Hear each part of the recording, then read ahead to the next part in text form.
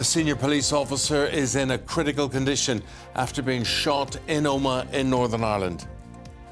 Good morning. It's 6 o'clock on Thursday, the 23rd of February. This is Breakfast on GBNews with Eamonn, Holmes and Isabel Webster. Leading the news on this Thursday morning, an off-duty police officer is in a critical but stable condition after being shot multiple times in front of children at a sports centre in Omagh. The Northern Ireland Police Federation have confirmed the victim was attacked whilst coaching young people playing football. At this stage, nothing's ruled out. We need to ensure that we fix this problem of illegal migration. That's my priority. And as the Prime Minister himself has said, he'll do whatever it takes. The Home Secretary, Suella Braverman, has given an exclusive interview to us at GBNews in which she highlights the government's priority to tackle the migrant crisis.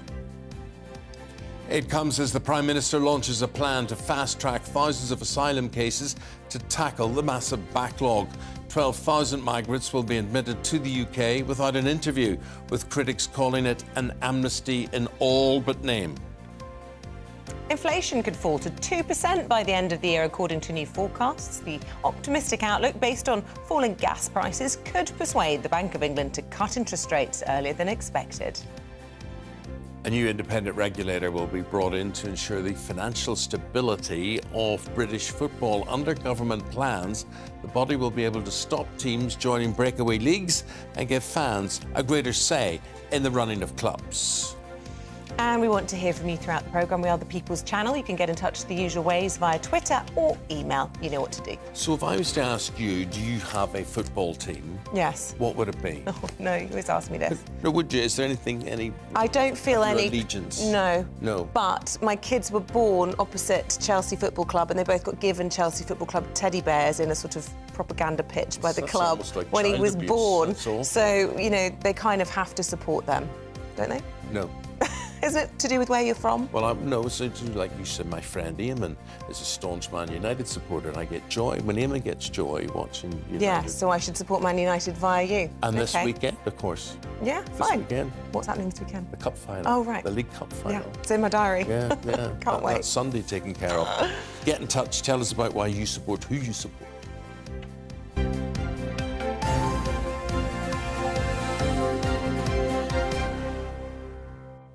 Top story on this Thursday morning. An off-duty police officer is in a critical but stable condition. He was shot in front of children in Omagh in Northern Ireland. Well, the Police Federation of Northern Ireland said 2 gunmen were involved in the shooting at a sports centre at around 8 p.m. last night. We understand the victim is a senior police officer who has previously been involved in investigations of paramilitaries. Let's now get reaction to all of this from political commentator Eamonn Malley this morning. Eamonn, the circumstances of this, even by Northern Ireland standards, pretty shocking. Oh, yes. I mean, here we had children in a local playing ground, sports ground, and suddenly these 2 masked men appear, and this police officer is gunned down. Now, he was said to be seriously injured. There's some comments now saying that he's critically ill. He was rushed to Galton Hospital, as I understand it. But he is a high-profile officer. I'm told he's an inspector rank. He was involved in a high-profile case recently. His name will be well known. He's from the Omagh area, and there's an echo here on so many fronts. The worst incident of all the troubles, as you would know, Eamonn, took place in Omagh town in 1998 when dissident Republicans triggered a car bomb, killing 29 people at that time and injuring scores more. And furthermore, there was a very high-profile killing there of a young Catholic policeman, Ronan Kerr, some years ago by dissident Republicans. So there's an acoustic here in this area of activity by dissident Republicans, although nobody has claimed responsibility for this particular shooting. The timing of all of this, would this have been opportunism, Eamonn, or would there be anything related to the 25th anniversary of the Good Friday Agreement approaching? Yeah, it would be a combination. It would be an act of defiance by certain people. And as you pointed out, we are heading towards the anniversary of the Good Friday Agreement. These people haven't never agreed with the Good Friday Agreement. They broke away from the IRA originally. And I would imagine as well, it is designed as an act of surprise for the police, because the police were quite confident that they were on top of dissident Republicans, presuming dissident Republicans were involved. And Eamonn, as you would know from being here, one just doesn't know the hand behind this. You always have to keep an open mind on these matters. But Omagh is symbolically very important.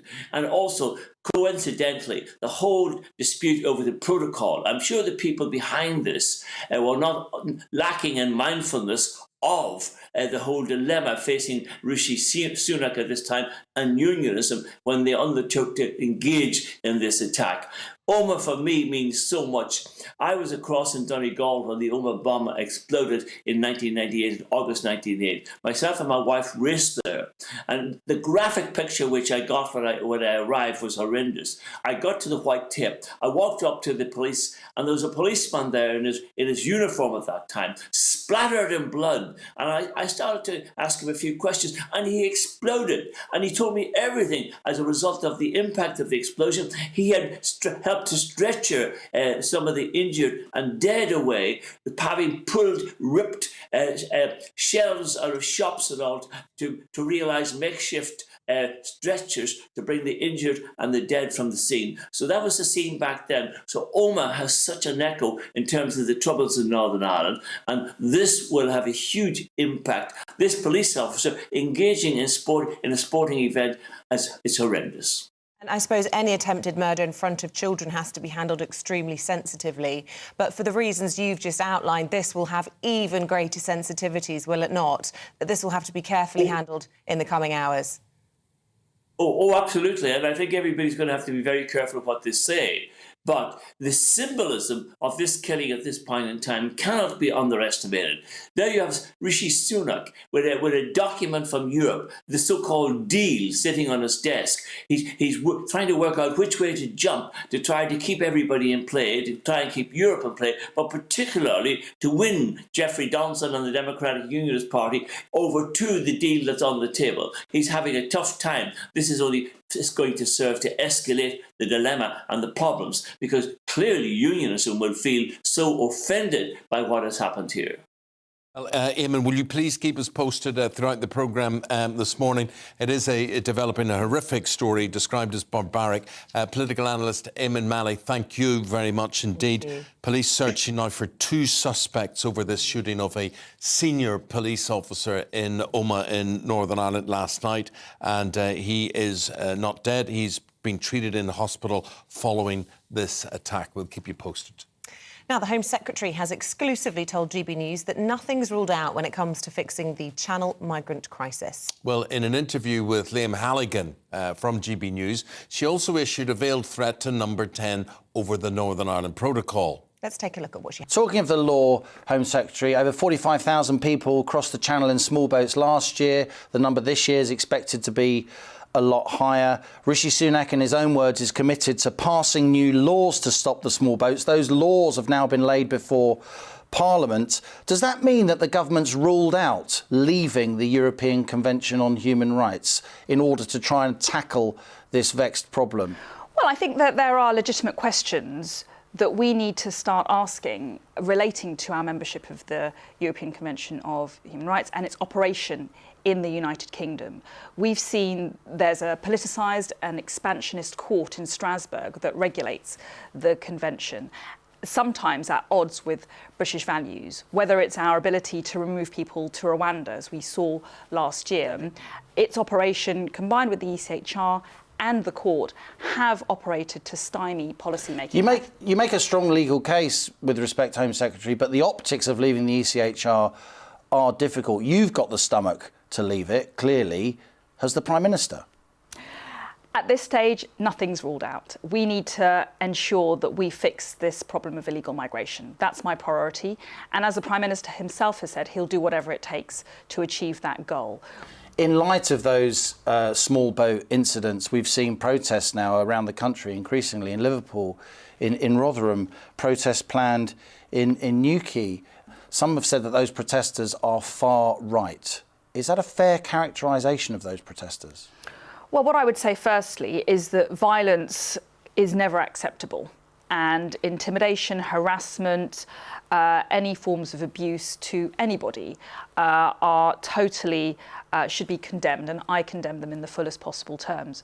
And it's clear that we have an unsustainable situation in towns and cities around our country, whereby, because of the overwhelming numbers of people arriving here illegally and our legal duties to accommodate them, we are now having to house them in hotels. We are all frustrated with the situation that we are currently finding ourselves in, and you know, it is clear and undeniable that there are really serious pressures on communities, and saying so does not make you racist or bigoted. Simon Clarke, former Cabinet Minister, has said there will be a very real problem for the government if there is a Northern Ireland deal that doesn't carry the support of the DUP. Is he right?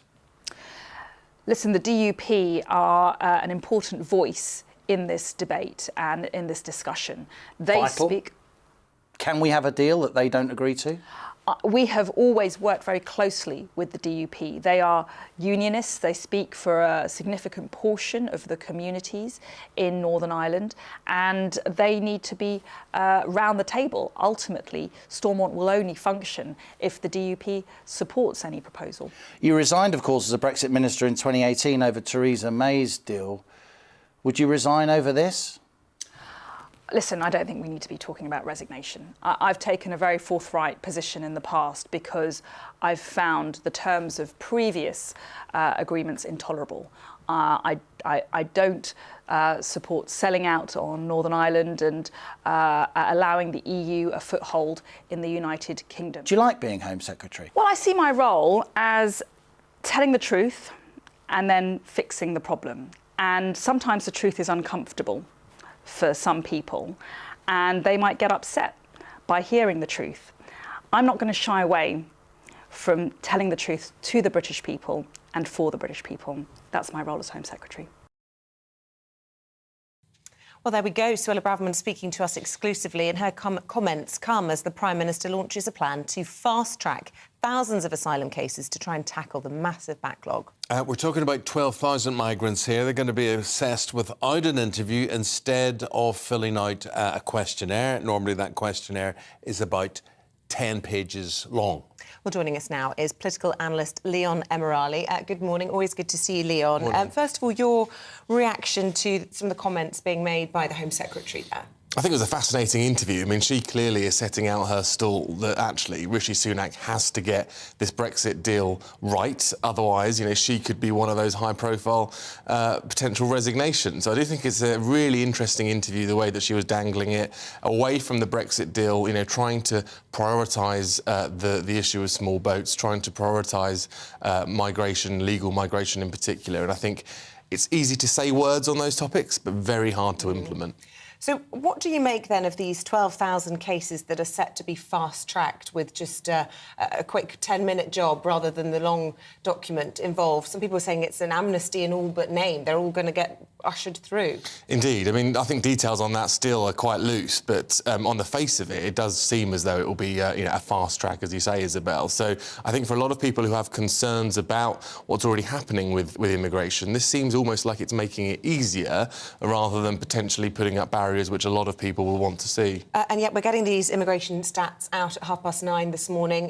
Some previews have been floating around. We're expecting that backlog to pass 150,000. That's up 50,000 in the last 12 months. And the cost of that, the upkeep of those people waiting to have their cases heard, £2.1 billion a year. You can understand why it's a priority for the Prime Minister, but will he be able to fix it? It's quite extraordinary, isn't it, when you look at those figures and you hear about, you know, hotels and all the rest of it that's bubbling up around this narrative. And I do think the Prime Minister has to tackle this. It's one of those key issues that people on the right of the political spectrum care about, and if he cannot get it sorted, if he cannot create some sort of solution that allows us to get taxpayer value for money, as well as also being a compassionate, kind country that he pledges to do, then I think he's going to face difficulty. But it's a really difficult balancing act, and it's no easy task. I want to just ask your opinion about Shamima Begum.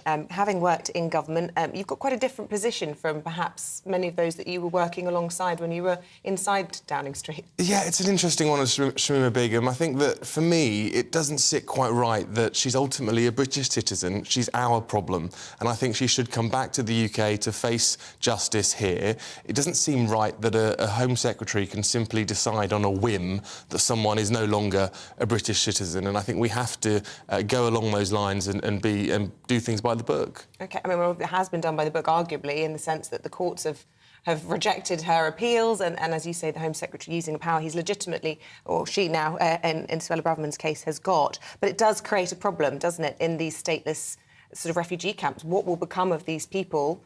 And could it actually create more problems than it solves by having people who are disaffected and vulnerable and previously extreme? Yeah. Perhaps still extreme. Absolutely. We have to look at the UK's position in this globally. So we are seeing other countries like France who are now beginning to take back some individuals who did go to Syria and Iraq during that period. They are now starting to come back, and the UK is an outlier.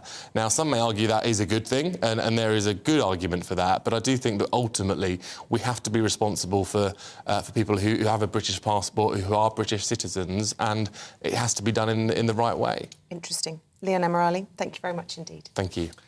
16 minutes past 6 o'clock on this Thursday morning. A very good morning to you. We're going to bring you up to date with what's happening news-wise. Campaigners have urged the UK to take responsibility for Shamima Begum after her bid to regain UK citizenship was rejected. The 23-year-old, who left the UK to join the terrorist group Islamic State, lost her appeal with her case dismissed on all grounds. Conservative MP David Davis says the situation is a shameful abdication of responsibility, but Downing Street says they will always ensure the safety and security of British citizens. The Hollywood producer Harvey Weinstein will be sentenced in Los Angeles later today after being found guilty of a number of sexual offences, including rape. The former film producer is already serving a 23-year sentence for a different rape and sexual assault conviction in New York, which is under appeal. New independent football regulator will have the power to block English clubs from joining breakaway leagues. The new body's responsibility would include making sure clubs are run sustainably and resolving how money flows to support the game at all levels.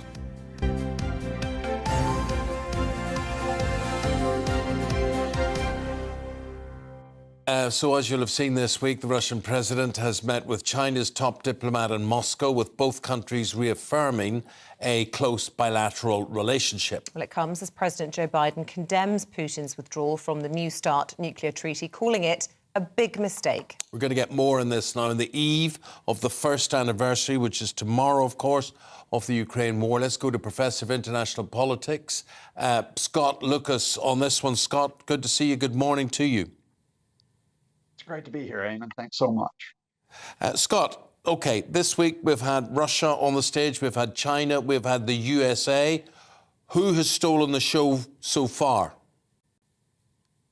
Well, I think the most important statement, Eamonn and Isabel, is the Biden speeches in Kyiv and in Warsaw. Indeed, the very fact that Joe Biden would take this risky trip, traveling secretly to get to Poland, then 10 hours by train to Ukraine, in a wartime situation, it reaffirms his message, which was Kyiv, after a year of Russian aggression, still stands. Kyiv is strong. Kyiv is free. And when Biden issued that message, it wasn't just Joe Biden saying that. It was also on behalf of Americans, the large majority of whom support backing Ukraine. It was on behalf of us in the UK and in other countries who continue to see the need to back Ukraine as we go into the second year of this conflict, with the prospect that Ukraine may be able to liberate its territory from Russian occupation. In contrast, Vladimir Putin's statement in part was for his domestic audience, despite the fact that he's facing the defeat of his attempt to break Ukraine. It was You have to keep sacrificing. You have to keep backing me. And it was also a message to try to trigger people here, that small minority here, both on the left and on the right, who will put up Putin-esque lines such as, it's really the fault of West and NATO. And by the way, you really shouldn't give any support to Ukraine, because if you do, look, I've got these nuclear missiles behind me. For me, Professor, the most interesting thing to come out of the last few days is perhaps not what Putin's been saying, because we've seen his true colours, haven't we, over the course of the last year. It's the noises we're beginning to see coming from Beijing and the shift in their attitude and the comments from the Chinese diplomat who not only attended that speech by Putin but has also been in a bilateral with him, saying a crisis is always an opportunity. And by crisis, he's talking about a war. I need to push back a little bit on this because I think we've gotten carried away. There are tensions between the U.S. and China which predate the Ukraine conflict, but let's pick up on a couple of things. First of all, U.S. Secretary of State Anthony Blinken last Saturday spoke to China's top diplomat, Wang Yi, and he restated what the Americans and what NATO have said since last March. If you give military aid to Russia, there will be consequences. More importantly, Beijing is not moving to give that military aid. They said yesterday through their foreign minister, they criticized the U.S., they criticized NATO, but they reaffirmed, no, we're not going to give military assistance. Yes, Wang Yi was in Moscow yesterday. Yes, he talked about a close relationship. That's standard speak when you have these meetings. But importantly, there was no reference to military aid. Instead, China emphasized what it wants to call its global peace plan. In other words, China wants to stay low on the military front while going high on the diplomatic front to be seen as a peacemaker rather than being alongside Vladimir Putin in his aggression. Let me ask you then, Scott, though, in whatever relationship does exist between Russia and China, who's the senior partner?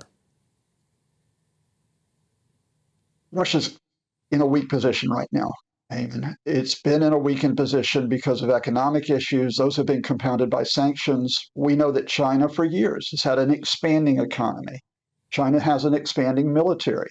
It's still primarily a regional rather than a global military power, but it is increasing in strength.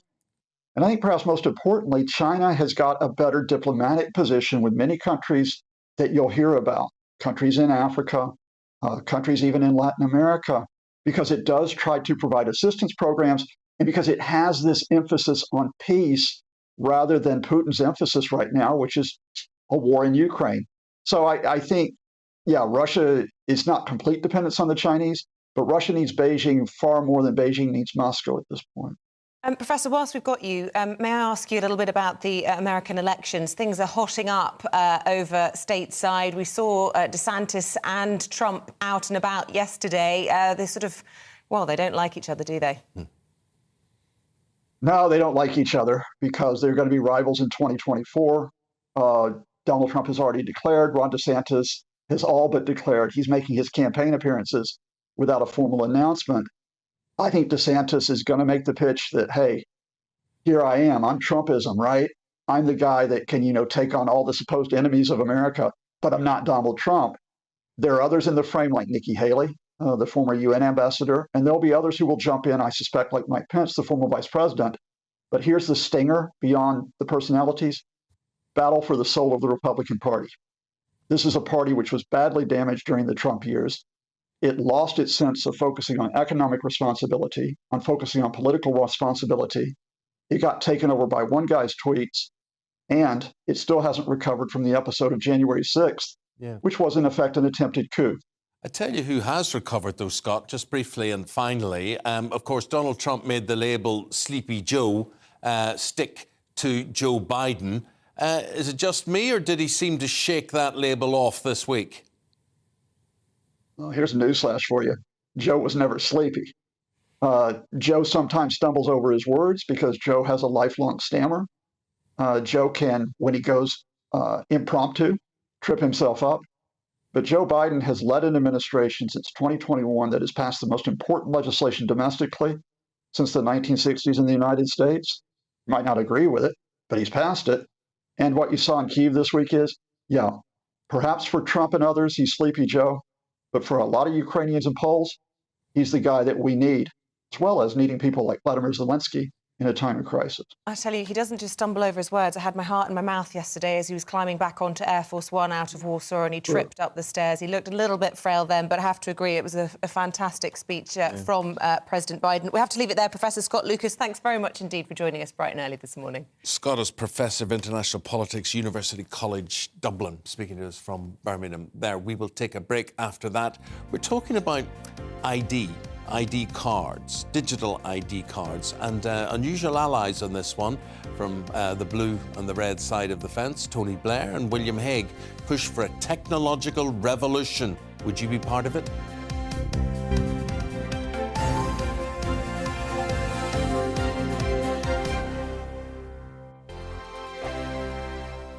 It's all about family, being in people's living rooms, all the interaction and getting to know who our viewers and listeners are. When I was young, my dad used to say, "No, stop arguing." I wanted an outlet that would enable me to give my opinion.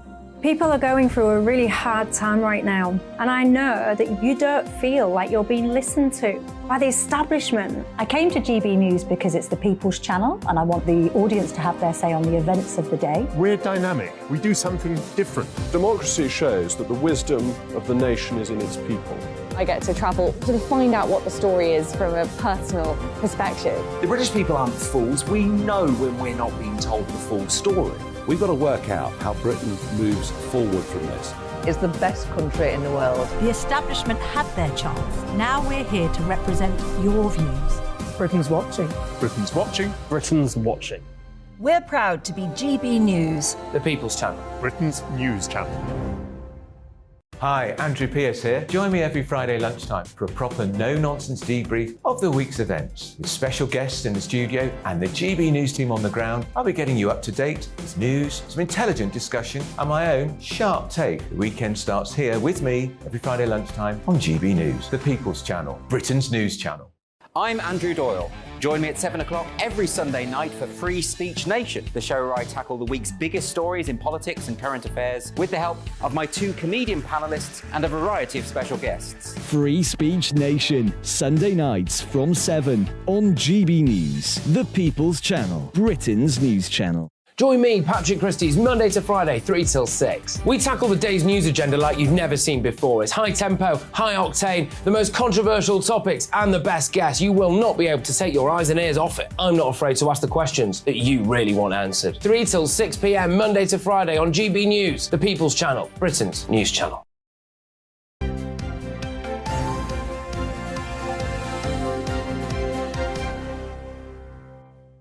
27 minutes past 6 on radio, on TV, online. This is Breakfast on GB News with Eamonn, Holmes and Isabel Webster. Still to come on the programme this morning at 6:45, we'll be speaking to the Sports Minister about the government's new plan to protect the future of English football. A new study suggests there is no educational benefit to single-sex schools. So at 7:20, we'll be asking, should they be scrapped?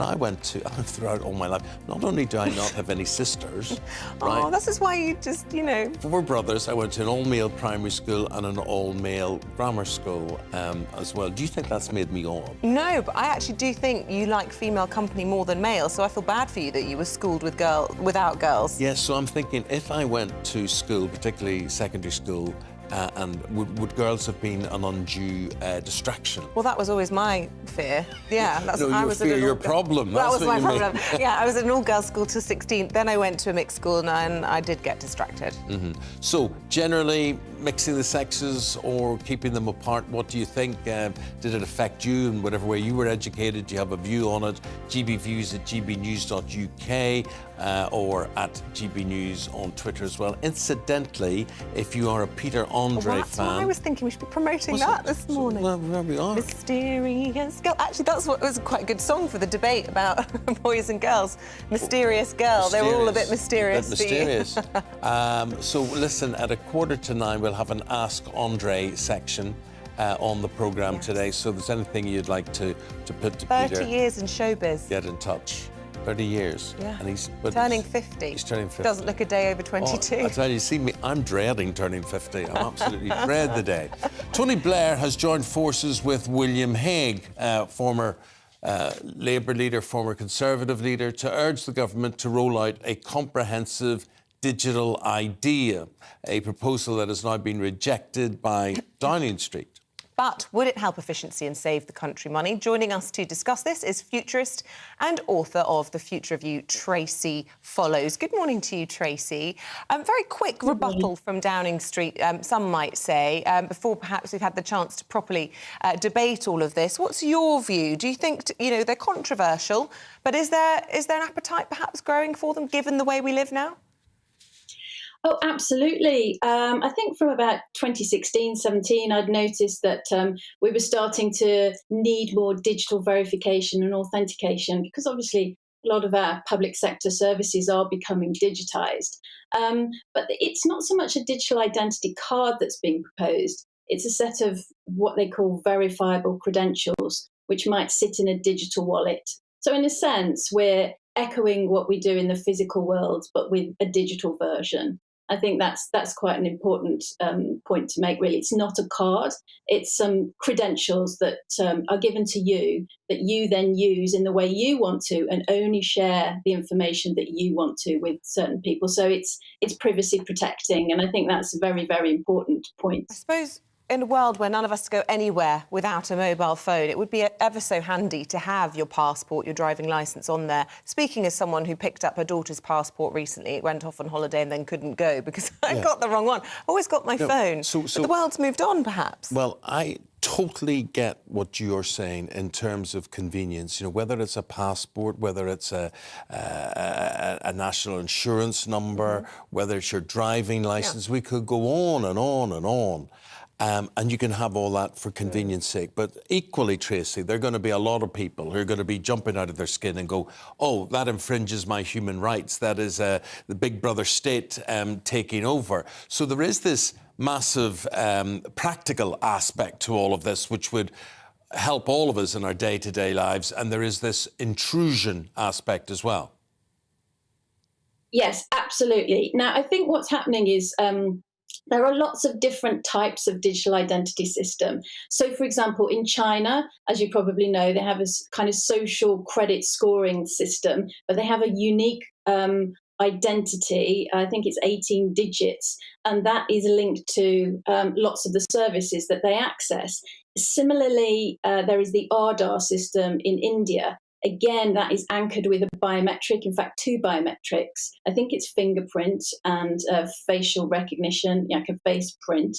And that's a system that gives access to government services. But again, that is very centralised. What we're talking about in the UK, which is already underway, which is one of the interesting and odd things about this intervention from Tony Blair and Lord Hague, is it's already underway that we have a decentralised system where we are given credentials that don't allow the government to track us necessarily. Nobody's really looking at every time we do an interaction. It's really more about sharing the data in an encrypted way so that we do have our privacy protected and so that we aren't, as you say, in a situation where we have our civil liberties infringed, and certainly in a way that we're not even, we don't have any knowledge of who's looking at our personal data. With the verifiable credentials in these sorts of new systems, they sit in your digital wallet and you have absolute control over how they're used. Well, that is the theory anyway.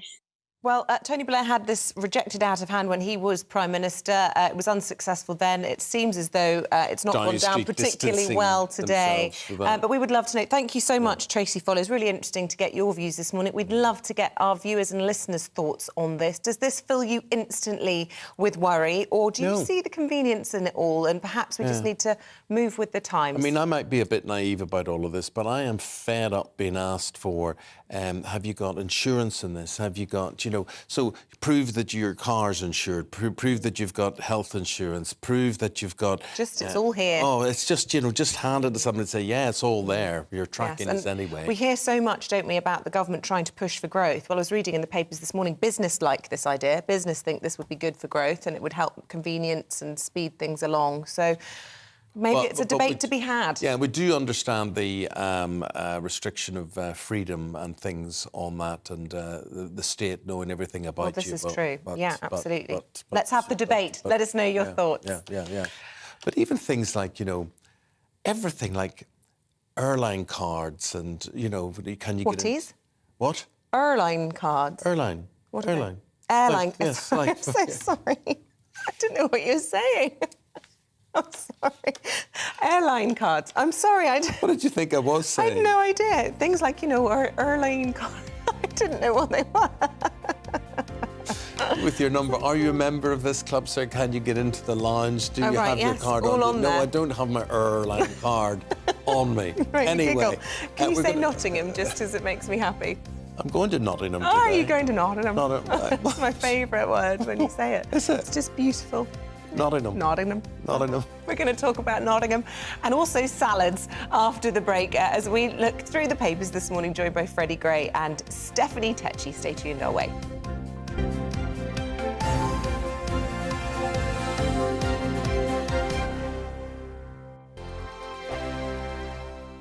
We are GB News, the People's Channel. And right across the United Kingdom. You can find us on Sky Channel 512. Virgin Media Channel 604. Freesat Channel 216. Freeview Channel 236. And YouView Channel 236. You can also take us with you on DAB Plus Radio. With the GB News app and at the website gbnews.uk. We're absolutely everywhere. Come join us on GB News, the People's Channel, Britain's news channel.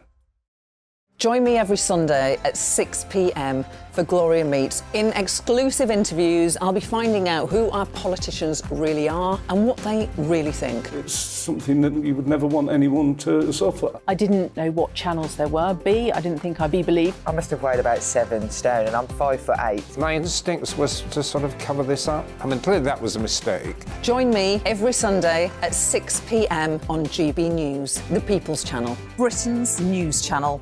Monday to Thursday on GB News, it's Bev Turner Today from 10 a.m. We're going to be here for you, our GB News family, to keep you up to date, but also make you smile. The guy went from puberty to adultery. And I can't wait to bring a few of my own opinions. I have no time for cultural totalitarianism. We'll engage in passionate, but always polite debate, with your thoughts and opinions at the centre of it all. Only on GB News, the People's Channel, Britain's news channel. Hello, I'm Michelle Dewberry, and you can join me every weekday 6 till 7 on Jubes and Kerr. You're an inspiration to us all. Click that bit up. Well, you are. That's my ringtone. My political ambitions those days are gone, I can tell you. She's only teasing. Go on. He's probably going to want to lay down now. I'll give him 2 minutes to have one. Let's respectfully disagree. That's what we like on Jubes and Kerr. Come and join us. GB News, the People's Channel. Michelle Dewberry, weekday evenings at 6 o'clock.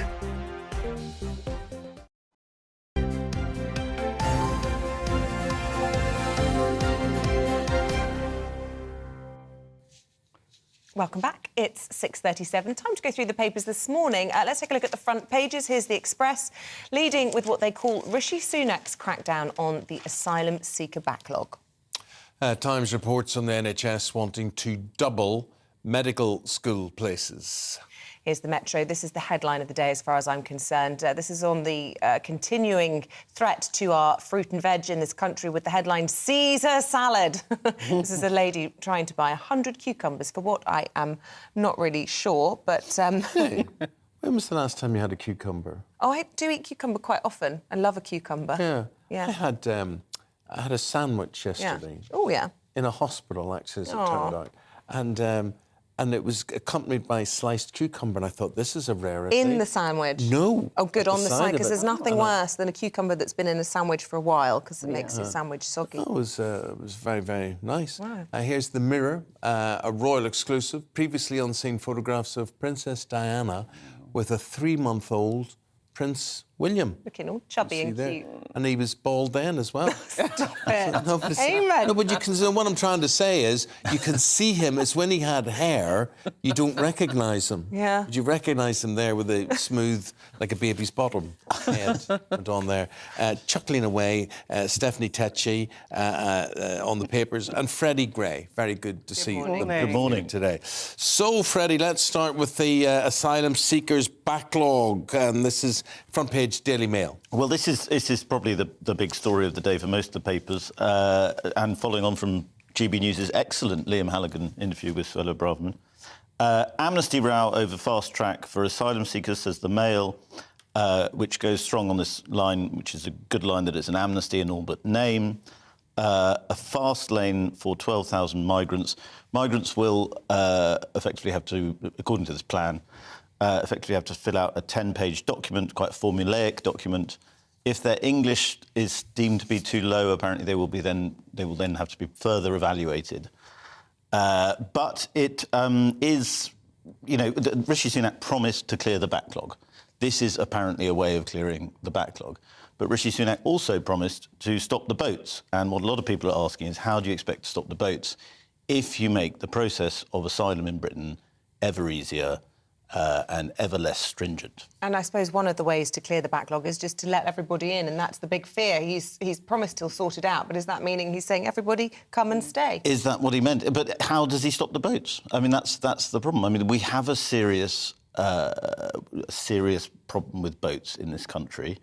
Braverman is aware of it. She is clashing with elements within the government that don't want to do this, that don't want to push the issue as far as she wants to push it, or push the issue back as far as she wants to push it back.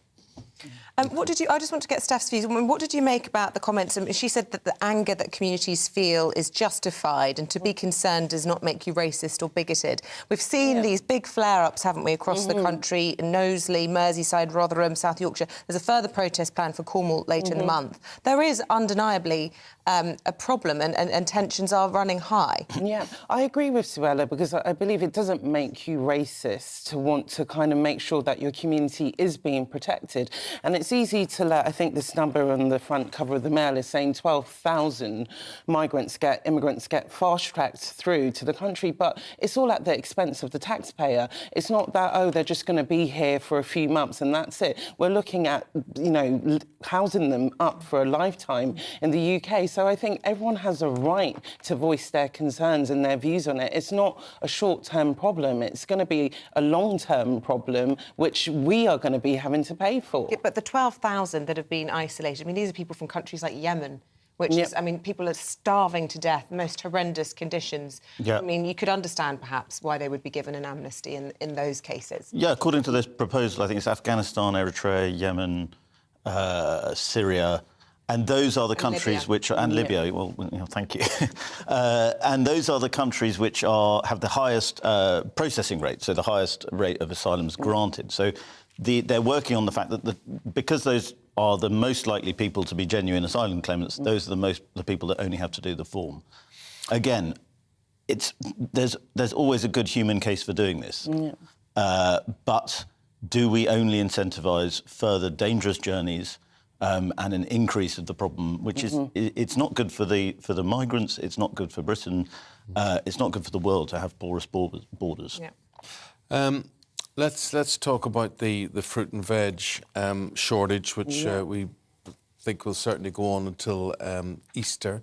Daily Star taking up a big campaign on this one, Steph. Yeah, the Daily Star have taken matters into their own hands, and they've sent a human-sized tomato to the Houses of Parliament to demand that MPs sort out the food crisis that has led to the salad rationing, and they're begging for Rishi Sunak to step up to the plate and deal that we do still receive fresh produce of tomatoes, cucumbers and peppers. I'm actually in agreement with the rationing, actually, because I think there's always this thing where there's this mass hysteria once people know that stuff are not available, like this woman who's gone to buy 100 cucumbers. People just end up buying stuff that they're not going to eat, and it's just end up going to be a waste. So I think for now we do need rationing. But what me and my family have always done, we've always grown our own vegetables. And I hope that situations like this will encourage people to think about growing their own vegetables. Is that in your garden in London? Yeah, it's in my garden. We've got aubergines, we've got cabbages, spinach. And once you start growing things organically, it actually tastes better than what you're getting in the supermarket I want to see a photograph shelves. Of your my garden. Gosh, we've got a massive aubergine. I'll bring them in for you guys. It just tastes much better, but clearly we do have a problem on our hands. Not everybody can grow vegetables in their garden, and this is set to go on for a few weeks. It's all intrinsically linked.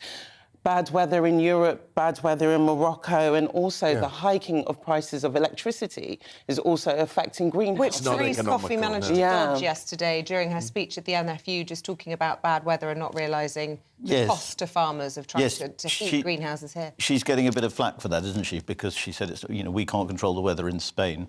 But there are supply chain problems. I mean, that's been ongoing since the pandemic, and the price hiking is a big part of it. Yeah. But perhaps we're getting to a sort of phase in history where we're not going to have the access to the sort of fruit and veg that we've had for a long time. Maybe we have to get. When I was young, I remember there's certain things that you associate with certain countries, and tomatoes were associated with the Channel Islands. Jersey or Guernsey, so that's a Guernsey tomato or a Jersey tomato or whatever it is. Not anymore. I was there recently, and there's just these fields and fields of greenhouses closed down where it's not economically viable. They're taking the cheap tomatoes in from Spain, and therefore it bypasses. So apparently, and correct me if I'm wrong, if you live on the Channel Islands about this, it's made your tomato industry redundant. Now it's not economical to do. And tomatoes are the one thing, I mean, I don't know if any of you have been affected by the fruit and veg shortage, but my fear, I live with the fear of not being able to get a tomato. Why? And I'd have to do, because you see, there's like certain hamburgers, right, that you can buy on the high street, right? And one stands out a mile. They're probably not real tomatoes. No. Which burger stands out? Burger King. Yes. Burger King. They have a lovely big slice of red tomato on the top of it, right? Yeah. And I must admit, Freddie, I'm quite partial to a Burger King. Me too. And I think it stands out from others because it has got that tomato in there. Now I'm thinking there's a shortage. What if the tomato was to disappear? I know, but it's always the way. You always take things for granted. Yes. Until there's a shortage of them. Because I think now everyone's, banging on about wanting vegetables, but usually people don't care about their five a day. Right. I say that, you're right, you take things for granted. I say to my wife all the time, you'll miss me when I'm gone. Oh. I do say that. I say good men are hard to find. And they are, Eamonn. And she should appreciate it. A bit like tomatoes. It's a good point, Stephen. The best way to get people to eat their fruit and veg is to say they can't have it. Yes. Psychology at play there. There we go. It's nudge at work. I don't know. My producer said something to me. And we have the minister standing by. Oh, to goodness talk sport, me! Which is yes, and Isabel was just. That's why you were nudging me because you're thinking over to you. First of all, right? Let's find out more about this. This is a talk of an independent regulator going to be brought in to ensure the financial stability. It says here of British football. Make up your minds. Is it British football or English football? Let's talk about what's going to be in this white paper. And we speak now to, stop putting me out of my misery here, Sports Minister Stuart Andrew. Mr. Andrew, good morning to you. Is it British or is it English? So we're talking about English football today. English football today. How do you think you're going to benefit English football by what you're proposing? So we obviously committed to doing a fan-led review as part of our manifesto. That was ably done by Tracy Crouch, my colleague, and that came up with a number of recommendations after hearing a lot of evidence from fans. And it's clear that whilst there's lots to celebrate about English football, and it is a massive success, not just in this country, but right across the globe, there clearly are some serious problems. And so what we're doing today is publishing a white paper in which we will bring in an independent regulator that will seek to ensure that clubs are more sustainable, and that will hopefully then bring forward more stability within the football pyramid, because at the end of the day we're concerned about the fans. They're the ones that invest so much in their clubs. They're really important to their local communities, and we want to make sure that that success is built on, but it's there for years to come. You're a football man, Stuart. Do you follow a team? Well, I do a bit, but I'm not an expert, let me put it that way. But my job as the sports minister is to ensure that actually that football clubs are run properly, because I recognise how important they are to fans. My first meeting when I was appointed as sports minister was actually with fans groups, because I wanted to hear from them direct the experiences that they had. And I was particularly struck by fans from Blackpool, for example, who were so unhappy with the way their club was being run. that they ended up having to boycott their own club for 5 years. And that, unless you're a real avid football fan, you cannot imagine what a pain that is for you personally. And that is why it is right that we've listened to the review and we are making these recommendations within the white paper today, so that fans can have confidence that the clubs that they love, that their parents and their grandparents loved, are there for their children and their grandchildren in the future. The problem with that, I'm a football fan. I totally get what you're saying there. But, the people that run football clubs are business people. They're there to make money. Fans are not there to make money. And the thing is that they don't have to make those very difficult decisions sometimes. And that can be an emotional dilemma. But if you look around, you have seen crises over the past few years. You mentioned Blackpool there. I could mention Bury. I could mention Derby. I could mention Macclesfield. And it's a trickle-down factor. You've got the riches, this plethora of riches within the Premier League to an indecent level. So what can you do to make sure that that money trickles down to the lower levels? So you're absolutely right. We recognise, of course, these are businesses, but we need to ensure that those businesses are run properly. And I'm afraid there have been examples where reckless decisions are being made and they're gambling with some of these important assets, and in some cases will strip the assets of those clubs. What we're doing here is a proportionate approach to ensure that we have the very best practice going on throughout the whole of the football pyramid, so that it secures those clubs for the future. Now, you're right also to talk about the redistribution, and we are really encouraging the Premier League and the EFL to come together, to come up with an agreement to ensure that that money goes throughout the pyramid and the investment is there. But if they can't come to a decision, and we have been encouraging them for a long time to do so, we have made sure that there are safeguards within this white paper that the regulator will have to ensure that a deal is reached, and we see that money going right through the pyramid and making it a stable pyramid so that everybody can enjoy the game. Stuart, is it your job, your responsibility, or do you care where that money comes from? I'm talking about foreign ownership here. A great debate. I mean, we do just watch the Premier League, club after club being sold off to foreign influences, whether they be American, whether they be Arab. But there it is. I mean, it's going to be a case where a British club owned by a British team or an English club owned by English business people may well be a rarity. Well, our concern is to ensure that the investment that goes into the clubs is sound investment. So the regulator will have the power to understand exactly where the money has come from. That is really important, so that we can have a better understanding of what's going on within the finances of football throughout the league. That was one of the key recommendations of the review and why we have got it in here. It wouldn't be appropriate for me to talk about individual cases. What is appropriate is that we have a regulator with the teeth, with the mechanism and the tools at their disposal to understand who is applying to buy these clubs, what their intentions are, and do they have the proper finances in place to make the investment that we want to see. Stuart, Andrew, I want to get a word from the government, if you will, on the breaking news overnight of the shooting of a very senior police officer in Omagh. The word from a political expert we've spoken to this morning is this is an escalation of the dilemma surrounding the protocol. What's your view? Well, I think first and foremost, my thoughts are with the officer, with their family. This is an appalling attack, and it is absolutely disgraceful.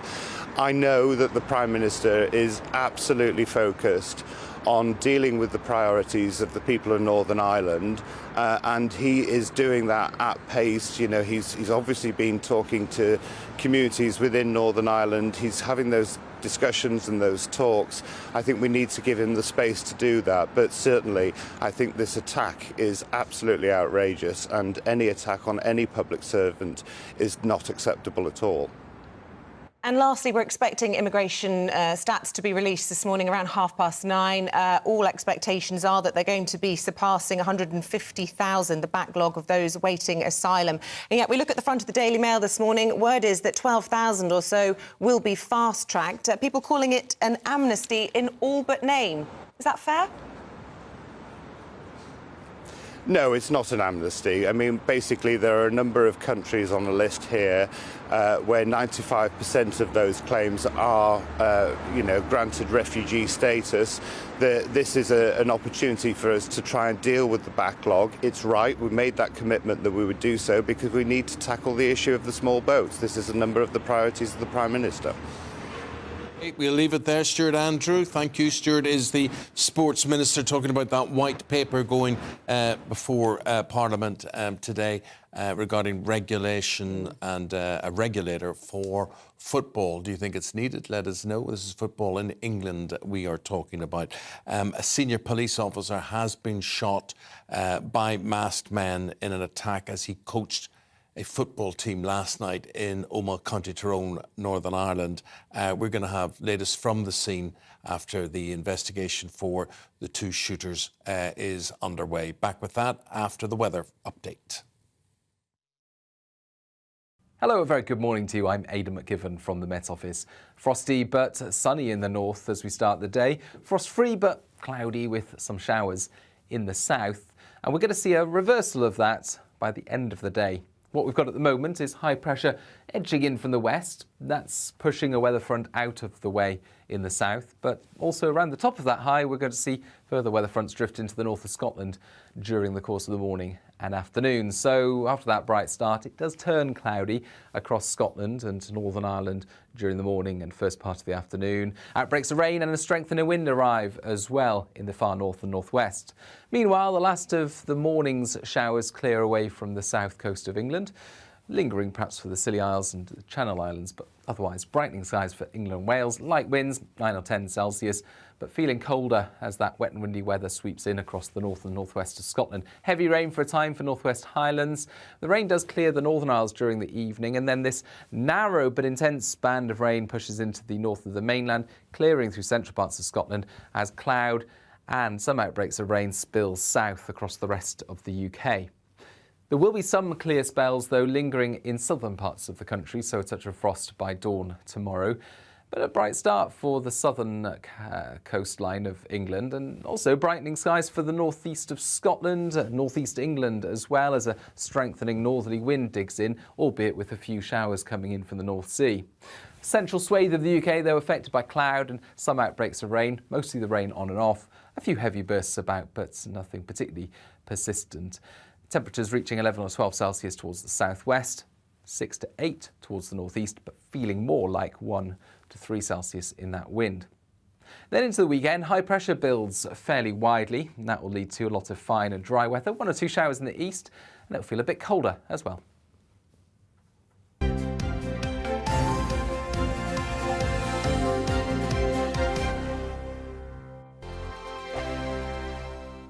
First and foremost, I am a GB News fan, and I was before I was working here. Just love the fact that we're asking the questions that a lot of establishment media won't ask. With a bit of a twist, we not only want to inform you, but we want to keep you entertained. It's worth the drive because you get in and the team's all ready and waiting, they're itching to go, and it's a proper little family. GB News is the People's Channel. It's the audience that makes the programme sing. We're giving our viewers and our listeners a voice. I see the thousands of your letters, tweets, emails, you name it, coming in. Britain is broken.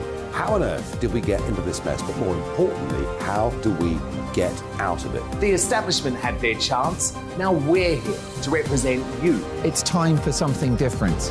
It's time for GB News. I'm very patriotic. I believe in Britain. Our best days lie ahead. Britain's watching. Britain's watching. Join us here on GB News. The People's Channel. Britain's news channel.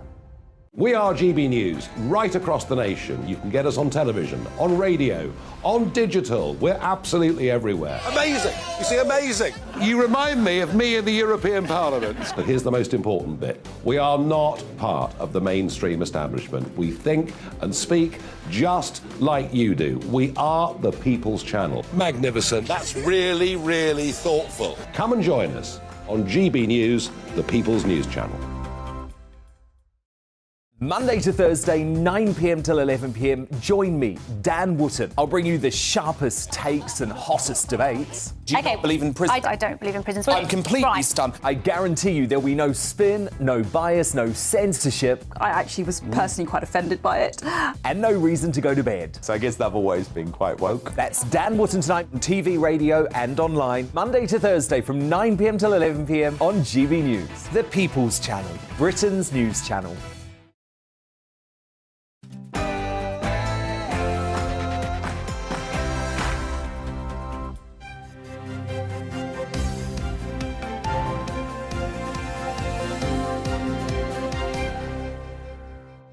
A senior police officer is in a critical condition after being shot in Omagh in Northern Ireland.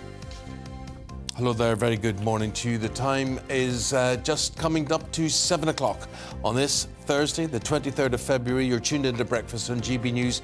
Eamonn, Holmes and Isabel Webster. Here's what's leading the news this morning. An off-duty senior police officer is in a critical but stable condition after being shot multiple times at a sports centre in front of children in Omagh. Our reporter, Doogie Beattie, is live from the scene as an attempted murder investigation is launched. Attempted murder investigation now underway. This senior officer is critical in hospital. I'll have the latest from Omagh throughout the programme.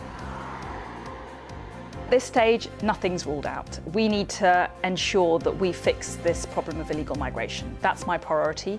And as the Prime Minister himself has said, he'll do whatever it takes. Secretary Suella Braverman, she's given an exclusive interview to GB News in which she highlights the government's priority to tackle the migrant crisis. It comes as the Prime Minister launches a plan to fast-track thousands of asylum cases to tackle the massive backlog. 12,000 migrants will be admitted to the UK without an interview, critics calling it an amnesty in all but name. Inflation could fall to 2% by the end of the year. The optimistic outlook based on falling gas prices could persuade the Bank of England to cut interest rates earlier than expected. A new independent regulator will be brought in to ensure the financial stability of English football. Under government plans, the body will be able to stop teams joining breakaway leagues and give fans a greater say in the running of clubs. The Sports Minister, Stuart Andrews, says he wants to see sustainability in football. We will bring in an independent regulator that will seek to ensure that clubs are more sustainable, and that will hopefully then bring forward more stability within the football pyramid. OK, if you have a view on the football pyramid, Lots of views have been coming in. Lots of views on ID cards. Richard says, my passport, driving licence are already on my phone and PC and used for identification. Tony in Colchester, I personally have no problem with carrying an ID card. I have nothing to hide. Liz, on the other hand, the government wants to control our lives. Dave says it's like China, the next step to social credit scoring. Pat, on the subject of football, currently the Lionesses are my favourite team. Free-flowing attacking play and interaction with the crowd is great to see, especially with children, which brings into context, I think, that shooting in Northern Ireland last night, which we're going to talk about, because that was a police officer from the Police Service of Northern Ireland coaching children. There he was and shot while he was doing that in his off-duty role.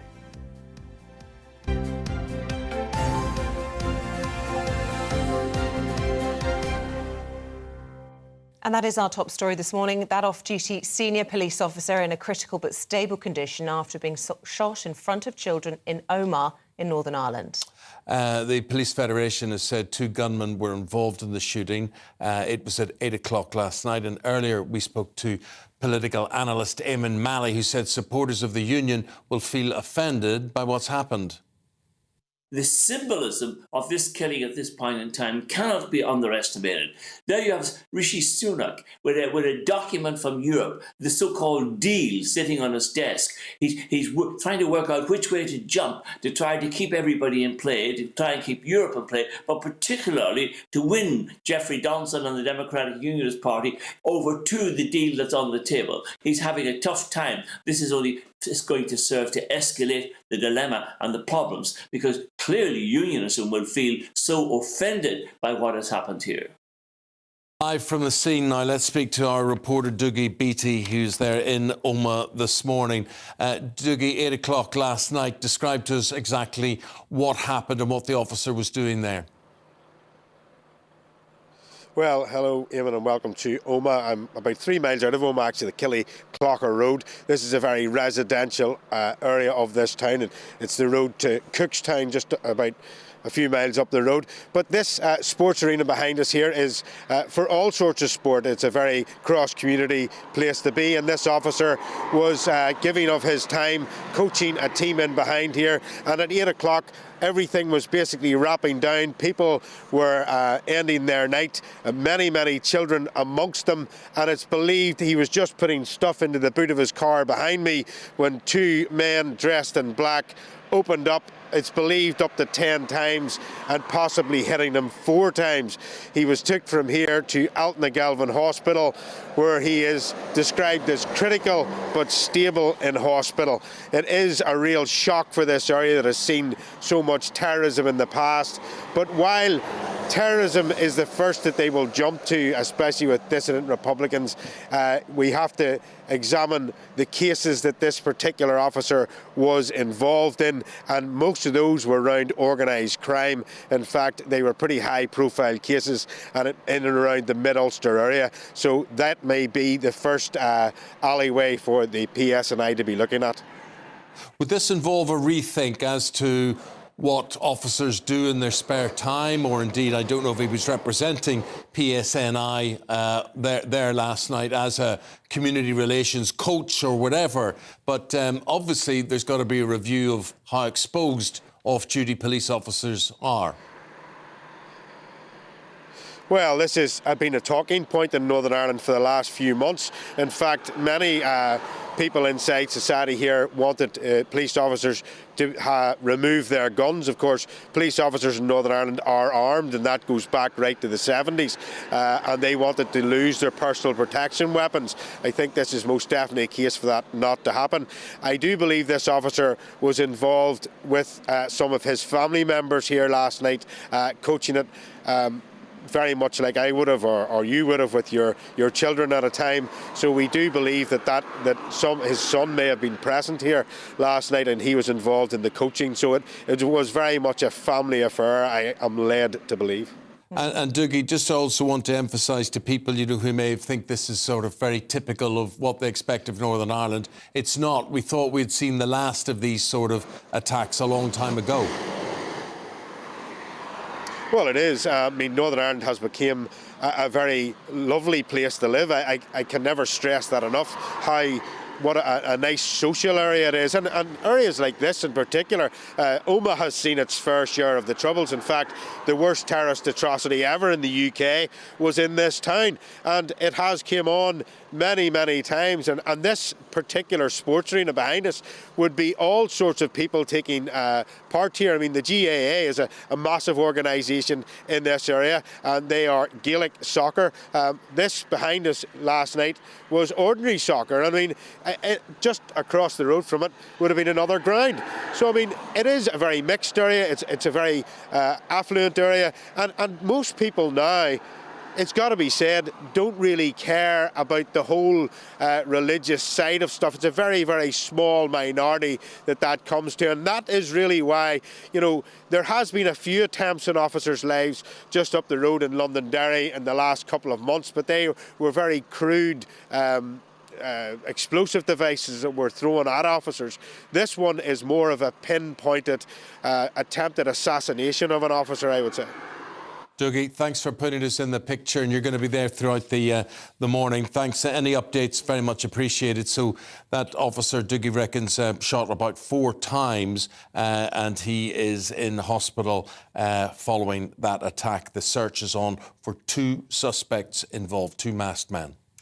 Now for GB News exclusive, the Home Secretary sat down last night to talk to Liam Halligan and said nothing is ruled out when it comes to fixing the Channel migrant crisis. Well, Liam, basically, Suella Braverman talking to Liam Halligan. Here we go. Talking of the law, Home Secretary, over 45,000 people crossed the Channel in small boats last year. The number this year is expected to be a lot higher. Rishi Sunak, in his own words, is committed to passing new laws to stop the small boats. Those laws have now been laid before Parliament. Does that mean that the government's ruled out leaving the European Convention on Human Rights in order to try and tackle this vexed problem? Well, I think that there are legitimate questions that we need to start asking relating to our membership of the European Convention of Human Rights and its operation in the United Kingdom. We've seen there's a politicised and expansionist court in Strasbourg that regulates the convention, sometimes at odds with British values, whether it's our ability to remove people to Rwanda, as we saw last year. Its operation, combined with the ECHR and the court, have operated to stymie policymaking. You make a strong legal case with respect, Home Secretary, but the optics of leaving the ECHR are difficult. You've got the stomach to leave it, clearly. Has the Prime Minister? At this stage, nothing's ruled out. We need to ensure that we fix this problem of illegal migration. That's my priority. And as the Prime Minister himself has said, he'll do whatever it takes to achieve that goal. In light of those small boat incidents, we've seen protests now around the country, increasingly in Liverpool, in Rotherham, protests planned in Newquay. Some have said that those protesters are far right. Is that a fair characterisation of those protesters? Well, what I would say firstly is that violence is never acceptable, and intimidation, harassment, any forms of abuse to anybody are totally should be condemned, and I condemn them in the fullest possible terms.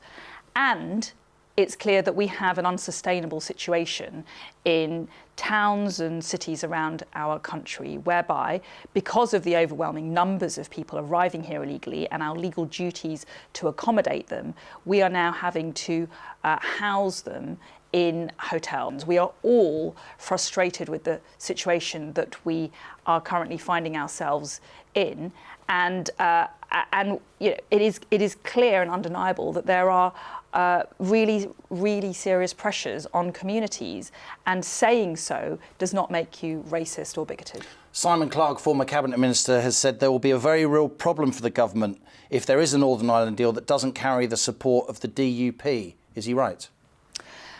Listen, the DUP are an important voice in this debate and in this discussion. They speak. Can we have a deal that they don't agree to? We have always worked very closely with the DUP. They are unionists. They speak for a significant portion of the communities in Northern Ireland, and they need to be round the table. Ultimately, Stormont will only function if the DUP supports any proposal. You resigned, of course, as a Brexit minister in 2018 over Theresa May's deal. Would you resign over this? Listen, I don't think we need to be talking about resignation. I've taken a very forthright position in the past because I've found the terms of previous agreements intolerable. I don't support selling out on Northern Ireland and allowing the EU a foothold in the United Kingdom. Do you like being Home Secretary? Well, I see my role as telling the truth and then fixing the problem. And sometimes the truth is uncomfortable for some people, and they might get upset by hearing the truth. I'm not going to shy away from telling the truth to the British people and for the British people. That's my role as Home Secretary. We should say that you can watch Liam Halligan's full interview with Suella Braverman, 22 minutes it lasts, on the GB News YouTube channel. Well, those comments come as the Prime Minister launches a plan to fast-track thousands of asylum cases to tackle the massive backlog. We can get the views now. Political analyst Leon Emirali, good morning to you.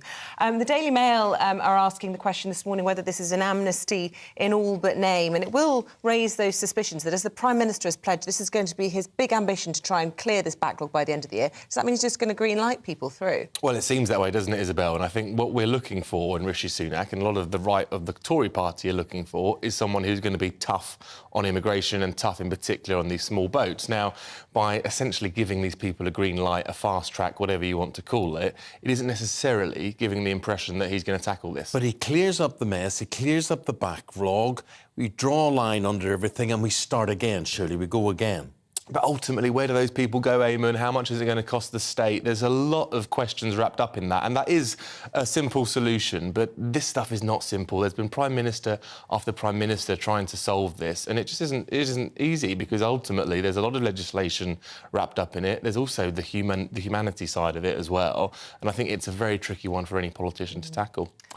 The Home Secretary in that interview with Liam Halligan covered lots of ground. The paper's picking up on so much from that interview this morning, not least her comments about the sort of what have been described as, by some, far-right uprisings against asylum seekers across the country. Tensions running incredibly high. What did you make of her views on that and other comments during the interview? Well, I think she said it's not racist to have concerns over what's going on, and I think she's perfectly legitimate to say that. But it does show that there is a great deal of division in the country, where you have these protests and then these counter-protests, ugly, violent scenes. It isn't necessarily what we want, and I think we need to be able to show a united front, that we are a compassionate country that cares, but there are limits, and obviously we have to make sure that the economy and public services and everything else can cope.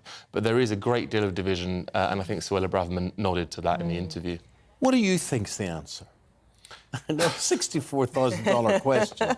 But what do you think? Is it a mixture of solutions, or you know, what I'm saying? It's fine to say, look, you know, this is quite radical what the PM is proposing, but what is the other way around it? Because we realise that deportation ain't going to work, because the lawyers are just going to be in the way all the time, blocking that at every single move. This hotel situation around the country, creating great concern for so many people in their local communities as well. So I think, Eamonn, there has to be international cooperation at the heart of this, and I think working with French authorities, working with other countries, you know, where these people are coming from. But Leon, why would they want that? They'll say this is not our problem either. Everybody's happy to kick the can down the road, aren't they? They are, and that's part of the reason why we're here today. But there has been tension between the UK and France over recent years. Now, that relationship seems to have got a little bit better. There seems to be patrols now, joint patrols by both authorities, being able to say this is a problem for not just France, not just the UK, but for, you know, the global community, because as war continues, as poverty continues, you know, there is always going to be a migration of people, and we have to deal with that sooner rather than later. Leon, I want to end on a high with you, or perhaps more aptly a low. This expectation that interest rates could go down to 2% before too long. It's good news, Isabel, and it's good news coupled with other information we heard earlier in the week about there being a tax surplus, a budget surplus last month, unexpectedly. So if you look at some of those sort of factors coupled together, I do think the economic outlook looks slightly brighter than we anticipated. And let's cast our minds back to Rishi Sunak's speech at the beginning of the year. Yes, he spoke about prioritising small boats. He also spoke about halving inflation. And I think if this trajectory continues, he'll meet that objective. Well, bad news for all the unions and co who are looking for bigger pay settlements than 2%. Yes, absolutely, Eamonn. And I think also bad news for the Treasury, because the minute that the economy starts to look brighter, people start knocking on their door saying, where's our money? Can this be funded? Can we get more pay for our staff? And I think the unions, yes, they're going to be tricky because of the inflation figures, but they're also going to look at the public purse and say, well, hang on a minute, there's more money there. Let's have a piece of it. Well, you've also got BT today saying they don't like this rise in corporation tax. I mean, everybody wants their hands on that little extra bit of headroom that the Chancellor's been granted just ahead of the budget. It's all to play for, and I'm sure we'll have you back before we get to a budget. But for now, Leon Emirali, thank you very much. Thank you. Thank you. Appreciate it. The time, 17 minutes past 7 o'clock. Wherever you're watching, wherever you're listening from, this is Breakfast in GB News with Eamonn, Holmes and Isabel Webster. Let's bring you up to date with today's top stories. Campaigners have urged the UK to take responsibility for Shamima Begum after her bid to regain UK citizenship's been rejected. The 23-year-old left the UK to join the terrorist group Islamic State in Syria, lost her appeal with her case dismissed on all grounds. The film producer Harvey Weinstein will be sentenced in Los Angeles later today after being found guilty of a number of sexual offences, including rape. The former film producer is already serving a 23-year sentence for a different rape and sexual assault conviction in New York, which is under appeal. New independent football regulator will have the power to block English clubs from joining breakaway leagues. The new body's responsibilities would also include making sure clubs are run sustainably and resolving how money flows to support the game at all levels.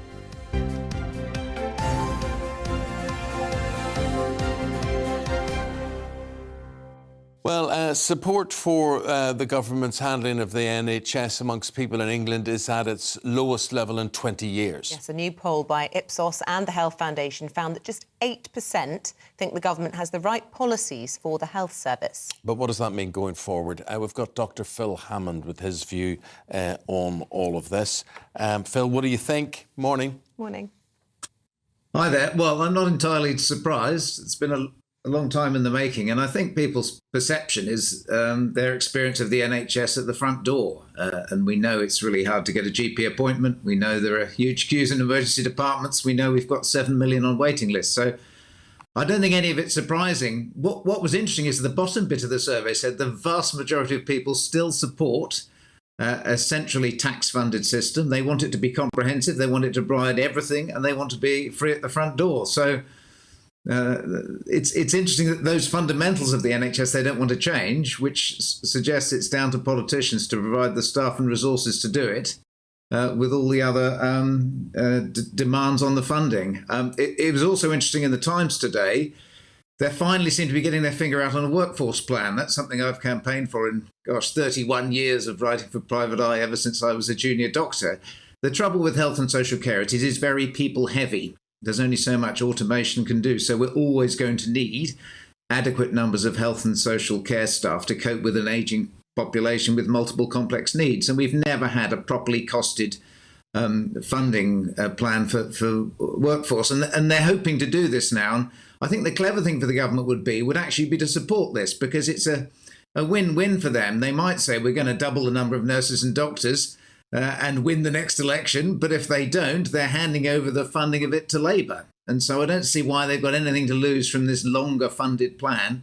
But of course, that isn't going to immediately sort out the pressures. And so I think public satisfaction with the NHS is going to remain low up until the election, which of course isn't great for the government. Well, it could remain low even after an election where Labour comes into power, could it not, with some of the reforms Wes Streeting is suggesting already ruffling plenty of feathers. And I know certainly from amongst the BMA, for example, I mean, he's on course to fall out with them straight from the off. So would it necessarily be better under a Labour government? And I suppose my question then goes, do we need to have this conversation about the NHS being sort of depoliticised, perhaps a royal commission looking into it? Well, it's interesting. I mean, in 31 years of following this and being a junior doctor, I've met actually lots of health secretaries who come up with wonderful reforms that work in their head, that don't work in real life. Andrew Lansley, I would say, would be the finest example of this. But Wes Streeting, by saying, we might perhaps bypass the GP, allow you to go straight to hospital with your breast lump or you're bleeding somewhere, these need to be thought through and discussed. The point is you need a conversation with the frontline staff. You need a conversation with the public. But clearly, from the public views in this poll, if you wanted to change the way you funded the NHS, if you wanted to add in social insurance, you'd have to debate it with the public, you'd have to put it on your manifesto. And there's no signs of anyone else wanting to do that. So yes, perhaps a royal commission, but would that just kick it into the long grass? Again, that's not going to give you a quick solution. But the bottom line is that health and social care is really expensive. We're living longer and longer, and as I probably said last time I was on, the focus needs to be more on prevention. Instead of pulling people out of the river of illness at great expense, we need to wander upstream and stop them falling in the first place. We know what the fundamentals of health are. I talk about my clangers, which stand for connect, learn, be active, notice, give back, eat well, relax, sleep. There are certain fundamentals of staying well that we could teach anywhere from primary schools to nursing homes to try to stop people getting ill in the first place. So we need a big focus on lifestyle medicine where we all take as much responsibility as we personally can for staying well, and then take responsibility for funding health and social care, which is expensive. OK, good man, Phil. Appreciate all of that. Dr. Phil Hammond there on the government's handling and funding of the NHS. We'll take a break after that. Is it time to scrap single-sex schools? Did you go to single-sex school, or did you benefit from mixing with someone of the opposite sex? Talking about that right after this break.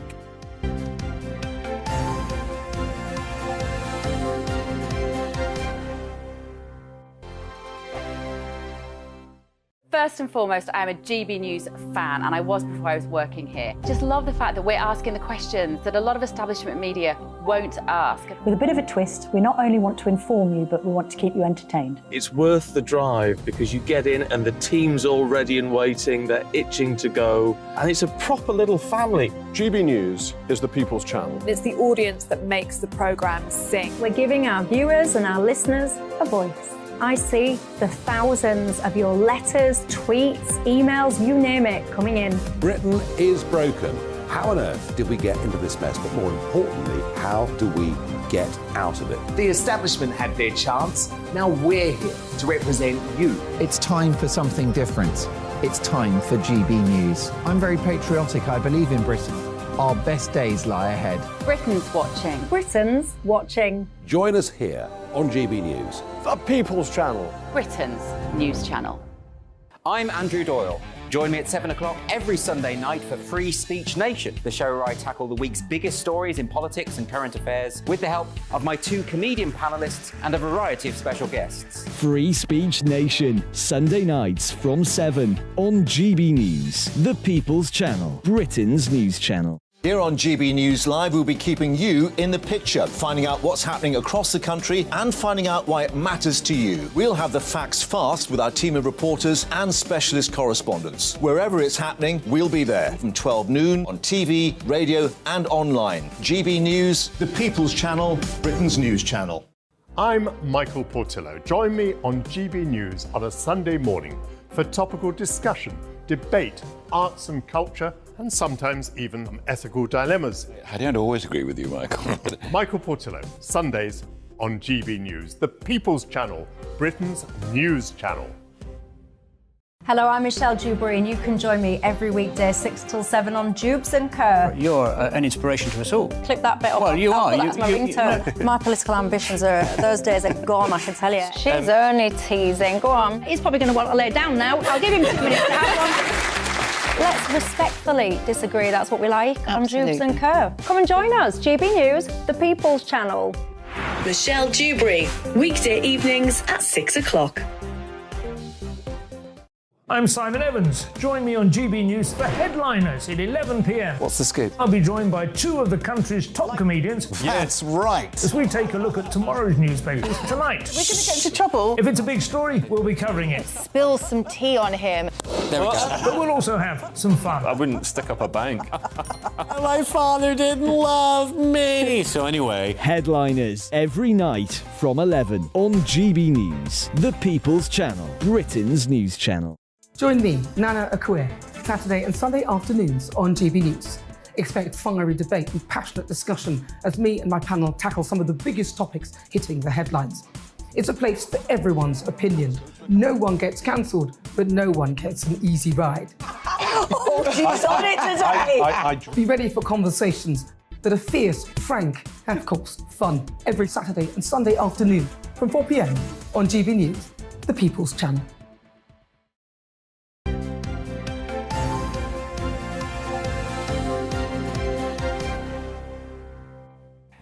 27 minutes past 7, still to come on GB Breakfast this morning. At 7:45, we're speaking to a 6-year-old boy who's walking the equivalent of Mount Everest, all in aid of a children's hospice. Absolutely incredible. His little legs will be walked off him. 8:45, Peter Andre, still walking through show business there, live in the studio with us this morning. Ask Andre as he embarks on a new tour celebrating 30 years in show business. So if you've got a question for Pete, if you're a fan, if you just want to know about his life and his times, get in touch with us this morning. I've never GB Views. interviewed- I'm getting to the important bit. Okay. Get in touch with us this morning. gbviews@gbnews.uk, or you can tweet at GB News. Now over to you. All I was just going to say is I'm quite excited. I mean, I've never crossed paths with him, weirdly. Have you given not? that, we've been in Nice the lad, industry. Pete. Yeah, I'm sure you've met him lots. Yes. But he's always struck me as being a really nice guy. And for my sins, I love a bit of reality TV. I have watched a lot of the shows that he's been in over the years. So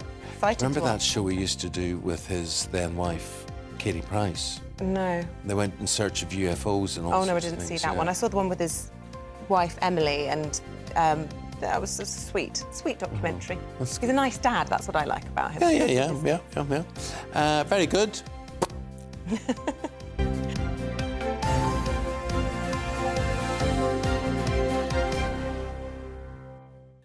OK, so we're talking about schools now. Many believe single-sex schooling leads to a better standard of education. However, new research from the University of Limerick suggests there is no significant variation in performance for pupils who attend single-sex schools. What did you do? I went to 3 schools. I went to mixed till I was 8. I went from a girls' school from 8 to 16, and then I went to mixed at 6th form. I never knew girls existed. I had 4 other And brothers. that's why you've been so successful, Honestly, maybe. let me tell you something. When I was primary school, I went to Holy Family Primary School, and we had our playground on one level, and then there was a massive wall, and at a different level, there were Massive noises. wall. There were noises. And we used to say to the teachers, What's that? What's that noise? Who's up there? The sound of angels. And they'd say, never you mind. Never you mind. So I was able to go to an all-boys primary school, and beside us was Holy Family Girls' School, all-girls primary school, but we never knew because they went in it. They started at different times, finished at different times. Is that still the case at that school, do you know? Well, I don't know that. It's a bit archaic. But what I know is so in our days, we were not to be tempted by the evilness of women around us. Sake. And well. Journalist Antonella Lazzari, an editor at the Good Schools Guide, Lucy Higginson, join us now. You Good guys morning, have both of contrasting you. opinions. Single sex, good or bad? Lucy, first of all. Well, there are obviously fantastic schools in both camps, but I think they're great. I went to a single-sex school. Both my children are at single-sex schools, and there's an awful lot to recommend them. And an awful lot of parents who went to single-sex schools do seem to end up choosing them as a family with their own children. So, yeah, I'm definitely in favour. For single-sex schools. Antonella, you take a different view. Tell us why you're not in favour of single-sex schools. Well, my own experience of them was absolutely horrendous with my daughter. I think they're completely archaic. Only around 6% of schools are single sex, and to me that's far too much. It's a completely artificial environment. We're not segregated in the workplace, and I think it might be good academically, but socially, I think with social skills and preparing you for the world, I think it's just terrible. The University of Limerick are not even sure it is good academically. They can see no discernible difference in studies as regards qualifications and whatever on that. But Antonella, what do you think? I mean, you talk about your daughter's experience there. I often examine myself and think to myself, am I slightly odd that I went, to single-sex schools and you only had that experience of boys and men around you? What do you think I've missed out on, Antonella? Well, in my own experience, my daughter, since preschool, she was with boys. Primary, she was with boys. She was happy. Play dates, she had boys and girls. And then suddenly we were thrown into this world where, they were all in girls together. She missed having friends as boys. And also, the advantages I've read about apparently are the fact that, boys monopolise conversations and are dominating, and having a single-sex school removes that. Well, that's fine while you're in the school, but when you leave, as far as I'm concerned, you're at a disadvantage because you've not had 6 to 7 years of a natural relationship with men. you know, if a man is dominating and monopolising conversation, then surely it's better to be taught skills. Well, my experience is that it's women who dominate conversations. She says that I'm trying to ask a question. But Lucy, look, from my experience, and everyone I think always just relates this back to what they have experienced and what worked for them. I genuinely believe you should just decide based on what you think would be good for your children. I look at my kids, I think my son would probably benefit from a co-ed environment because I think girls can calm down wayward boys. I think my daughter would probably do well in a school like I did, which was an all-girl environment. But having at 16 gone to a co-ed environment, I was shocked, actually, in perhaps the lack of focus on girls' things. So I'd come from a school that's very good at netball, for example. We were county winners, and then we had a maths teacher teaching netball at the co-ed school. It wasn't a priority. The boys' rugby was right up there. The girls' school was almost like experts in girls, and I flourished in that environment. That's absolutely right. When you go to a single-sex school, you are dealing with a teaching body that are absolute specialists in girls or boys, but they're not citadels like Eamonn described anymore. You know, any good girls or boys school is doing lots and lots of things with partner schools or neighbouring schools. You know, they'll be doing plays and debates and societies so that they're not blocking out boys completely. There are usually lots of joint initiatives, but you will find in an all-boys school that there'll be more clubs that really lean into the sort of things boys love to do. There'll be, they may be very, macho tech clubs in a girls' school as well, but the girls will obviously be taking a lead in them and won't be sort of overwhelmed by boys who are absolutely obsessed with the idea of building a microlight or whatever. The girls will get to take a lead. And in sport, it does make a big impact. If you have a mixed intake, you have the same size sports staff split across more sports. So you do tend to get greater sporting prowess, I think, from single-sex schools. And I can think of a couple of schools that have, that were all boys that have gone mixed and have subsequently really slumped in their sort of rankings in rugby and football, which counts a lot for a lot of kids. Sport's hugely important in school and a great part of how they find themselves. But you're absolutely right that as a family, you have to think what would suit your child, and the children themselves often have a really clear idea about it. But for my two, I think they really liked the idea of being able to learn in an environment without the whole sort of potential boyfriend-girlfriend thing, without that kind of emotional relationship side of life impinging on classwork, so that you don't ever go through the situation of a current or ex-boyfriend or girlfriend sitting 2 desks away. That sort of thing is for after school. And they both found that just a reassuring thing, so that school can be a really relaxing, welcoming, supportive place to find their own voice and work out who and what they want to be. Final thought from Antonella on that. Of course. Yeah. Yes, please. Well, I think the opposite is completely true of most single-sex schools. The girls at the other thing I was going to mention was the complete toxic atmosphere at this school that still goes on, and there's another single-sex school in the same catchment area, same problem, because they're not mixing with boys and they're not having a natural relationship that you would at the workplace. I mean, not everyone in the workplace fancies each other and can't bear to sit next to the desk. I mean, I expect, Eamonn, you think they all fancy you, but people don't. You've heard it as well. Yeah. It's a tough job sitting here, let me tell you.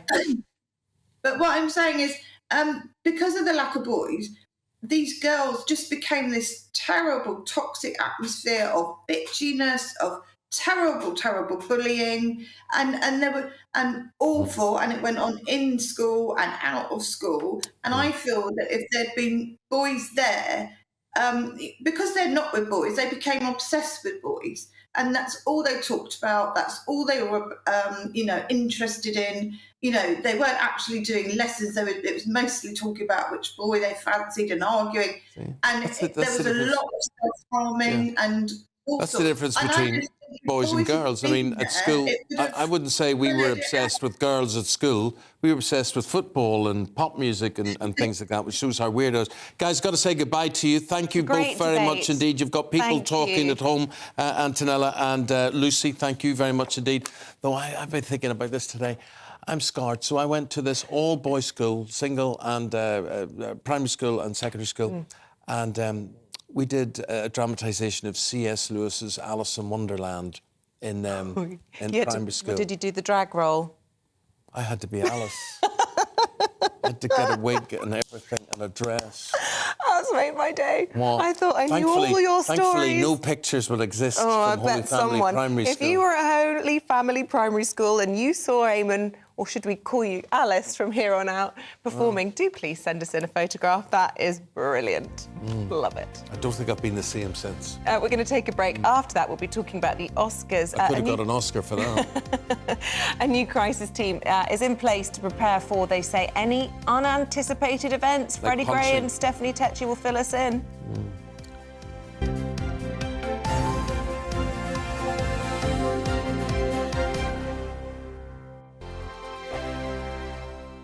It's all about family, being in people's living rooms, all the interaction and getting to know who our viewers and listeners are. When I was young, my dad used to say, "Nah, stop arguing." I wanted an outlet that would enable me to give my opinion. People are going through a really hard time right now, and I know that you don't feel like you're being listened to by the establishment. I came to GB News because it's the People's Channel, and I want the audience to have their say on the events of the day. We're dynamic. We do something different. Democracy shows that the wisdom of the nation is in its people. I get to travel to find out what the story is from a personal perspective. The British people aren't fools. We know when we're not being told the full story. We've got to work out how Britain moves forward from this. It's the best country in the world. The establishment had their chance. Now we're here to represent your views. Britain's watching. Britain's watching. Britain's watching. We're proud to be GB News. The People's Channel. Britain's news channel. Monday to Thursday on GB News, it's Bev Turner Today from 10 a.m. We're going to be here for you, our GB News family, to keep you up to date, but also make you smile. The guy went from puberty to adultery. And I can't wait to bring a few of my own opinions. I have no time for cultural totalitarianism. We'll engage in passionate, but always polite debate, with your thoughts and opinions at the centre of it all. Only on GB News, the People's Channel, Britain's news channel. We are GB News, and we'd like to say thank you to each and every one of you for bringing us your conversations, for helping our great nation find its voice. We are here for you on radio, television, and online, across England, Scotland, Wales, and Northern Ireland. It's not the BBC, you actually get your facts right. We are proud to be GB News, the People's Channel, Britain's news channel. Join me every Sunday at 6 p.m. for Gloria Meets. In exclusive interviews, I'll be finding out who our politicians really are and what they really think. It's something that you would never want anyone to suffer. I didn't know what channels there were. I didn't think I'd be believed. I must have weighed about 7 stone and I'm 5'8". My instincts was to sort of cover this up. I mean, clearly that was a mistake. Join me every Sunday at 6 p.m. on GB News, the People's Channel, Britain's news channel. He's the king of breakfast TV, and he's back. Eamonn Holmes, back on the TV with me this morning. Even remember my name. I know, it's been 4 months. You have holy water by your bed? Oh, yes. Already to bless. Yeah. Oh, Eamonn. Oh. Why do you not believe anything I say? Eamonn Holmes back on GB News Breakfast at 6 a.m. Join me, Patrick Christie's, Monday to Friday, 3 till 6. We tackle the day's news agenda like you've never seen before. It's high tempo, high octane, the most controversial topics, and the best guests. You will not be able to take your eyes and ears off it. I'm not afraid to ask the questions that you really want answered. 3 till 6 p.m, Monday to Friday on GB News, the People's Channel, Britain's news channel. Hi, Andrew Pierce here. Join me every Friday lunchtime for a proper no-nonsense debrief of the week's events. With special guests in the studio and the GB News team on the ground, I'll be getting you up to date with news, some intelligent discussion, and my own sharp take. The weekend starts here with me every Friday lunchtime on GB News, the People's Channel, Britain's news channel.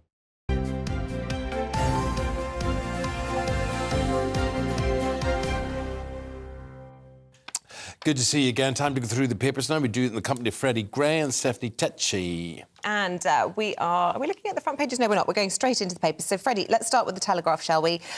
This is the warning to the Chancellor to come away from an economic cliff edge. This is a warning from BT.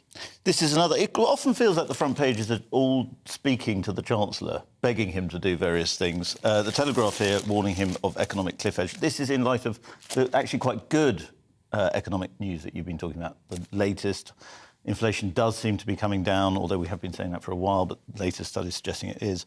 And this is BT and other corporations saying to Hunt that a rise in corporation tax is exactly what the British economy does not need. Hunt is very stubbornly clinging on to this increase in corporation tax, but the head of BT is saying here, productivity is the problem. If you want to increase productivity, corporation tax is a good way of stopping that. So increasing it is a bad idea. Will Hunt listen? He hasn't listened so far. As far as I understand, there's no plan to not increase corporation tax. It's interesting. Do you think it's because he's stubborn and doesn't want to be associated with the kind of Liz Truss move, because that was what she famously wanted to get rid of, wasn't it? Or do you think this is because he genuinely thinks it's the right thing to stick to this hard line? The coffers are bare. Yeah, I think the coffers are bare. That he's very concerned about this black hole in the finances. But as a lot of people point out, if you lower corporation tax, more often than not, that increases the revenue going into the coffers.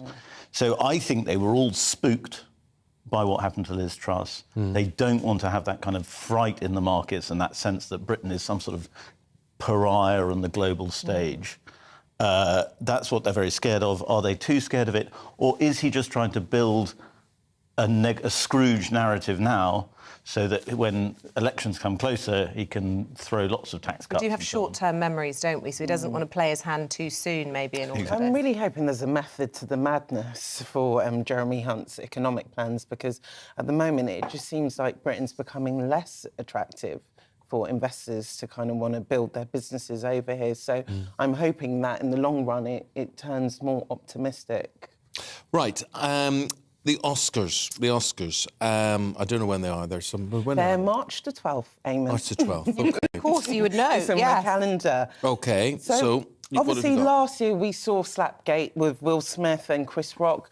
Will Smith slapped Chris Rock after some inappropriate comments he made about Jada Pinkett Smith's alopecia, her battle with alopecia. And this year, the chief executive, Bill Kramer, has come out and said that they've now hired a crisis team, which is the first in its history. And this crisis team is going to be on hand to kind of deal with any unexpected situations that may arise on the night, which, to be honest, I think is just ridiculous. We're not talking a room full of kids who need to be chaperoned. We're talking about professionals in the acting field, and they're spending a lot of budget just to make sure that nothing unexpected happens, where I think the Oscars have bigger problems on their hand in terms of the viewers have been dwindling over the years, and actually the Will and Chris Rock gate actually helped viewers more interested into the award show. So again, I think this is just stripping away from what the Oscars authentically are. Freddie, is this just a symptom of the age we live in, the age of the crisis? Everything is a crisis. Well, it's the only way to generate interest in award shows, isn't it? To have a slapping incident or some sort of, culture wars fight. We saw it with the Grammys and the Sam Smith thing, and you have to generate a controversy for anyone to care. But I mean, it's not so long ago the Oscars were a big deal, and their fall has been spectacular. And I think partly it's because actors just give these unbelievably boring speeches. Yeah, and their films are unbelievably boring. And the as films well. are terrible. I wouldn't go that I think they're far, so. Eamonn. What? The film's boring. I think the films are woke. Listen, when I go to the cinema, Stephanie, I want to be entertained. I want a bit of Top Gun, Maverick going on there, whatever. That's me. Just call me a simple soul. Call me a simple soul. Jared Butler in Plane. That's my sort of movie, right? Oh, did that got panned, didn't it? But everything else, everything is nominated at the Oscars is like, I want to feel bad. I want to feel really awful for that person. This awful Elvis journey isn't that like they go through. But it's not one size fits all. When it comes to watching films, there's different people are into different things. And what these award shows do is they highlight films that necessarily we wouldn't know about. Yes. Like All Quiet on the Western Front. I had no interest in it until I realised it was up for that many That's another BAFTAs. dreary film, right? The original was dreary, the book's dreary, that's dreary. You and just want optimism. And yet I like war films, but I like The Dirty Dozen or something like that. You like to be cheered up with a good old war movie. I want that sort of stuff. That's my worst nightmare. I don't want to see the graphicness of somebody's head blowing up or somebody freezing to death in a trench or whatever, but anyway. And even the action movies are sort of moral lectures now. Avatar is a lecture about environmentalism. I think this is why Ricky Gervais's rant at the actors was one of the great moments of the last few years and one of the most viral videos ever. It's because he said what a lot of people are thinking, which is please asking these very well-paid actors to stop lecturing us and stop boring on about themselves. And just be actors. I think we should all just watch that once a week because it's just the best speech ever, and the way it was received in the room was so bad, wasn't it? I think I could almost recite it, but I'm not going to because there's a lot of swearing. There's also brilliant, if we're going to recite speeches, there's a Tim Minchin speech that he gave at some university awards ceremony, which I also really recommend looking up online because it is so funny and outrageous. Now, anyway. Will South Park get an Oscar, Freddie? I think they deserve one. They deserve one because their brilliant Mickey take of Harry and Meghan, which I thought was perfectly judged and extremely funny, has generated a lot of news. And this story that was in The Spectator, actually, that we have a source in Montecito, who shall not be named. And our brilliant journalist, Cara Kennedy, got this story that they are upset. They haven't watched the whole thing, but they are upset about it. Yes. And somebody else reported that they are considering legal action against South Park. They have hotly disputed that they are considering suing South Park which about I think it. is good. They said it was boring and baseless, which other people said described their sort of plot line. Yeah, it was funny and obviously true, which is the reality of it. But it's yet more bad PR for Harry and Meghan. I saw a story yesterday that they think they need a PR win. They're in desperate need of PR before the coronation.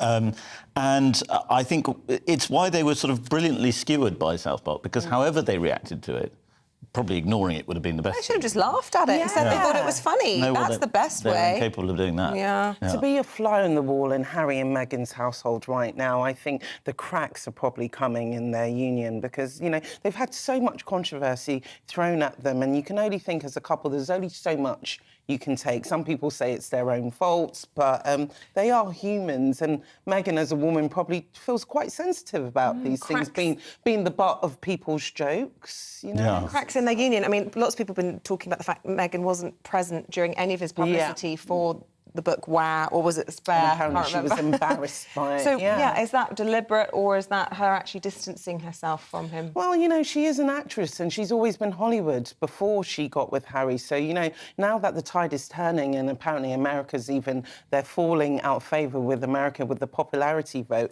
she probably is considering a bit more how they brand themselves post-Netflix and post-Spare. Fabulous. OK, we're going to say goodbye to Freddie and to Steph for now. Thank you both very much for taking us through the papers. More from them just after 8:30. Now we're going to climb a few mountains. A 6-year-old is, most of them would be just fretting over to watch on TV. But our next guest is preparing to walk the equivalent of Mount Everest in order to raise money for a children's hospice. And Oscar Burrow is his name. He's from Lancaster, and he's set himself the goal of becoming the youngest person ever to reach the summits of the 12 highest peaks in Great Britain. You can see him there now. Good morning to you, Oscar and Dad Matthew. Thanks for joining us bright and early. Good morning. Good morning. So what a fantastic ambition, Oscar. You must be a big fan of walking. Yeah. Yes? Do you do lots of walking already? Big fan. So tell us about what was the inspiration then, Dad Matthew. What made you come up with this idea?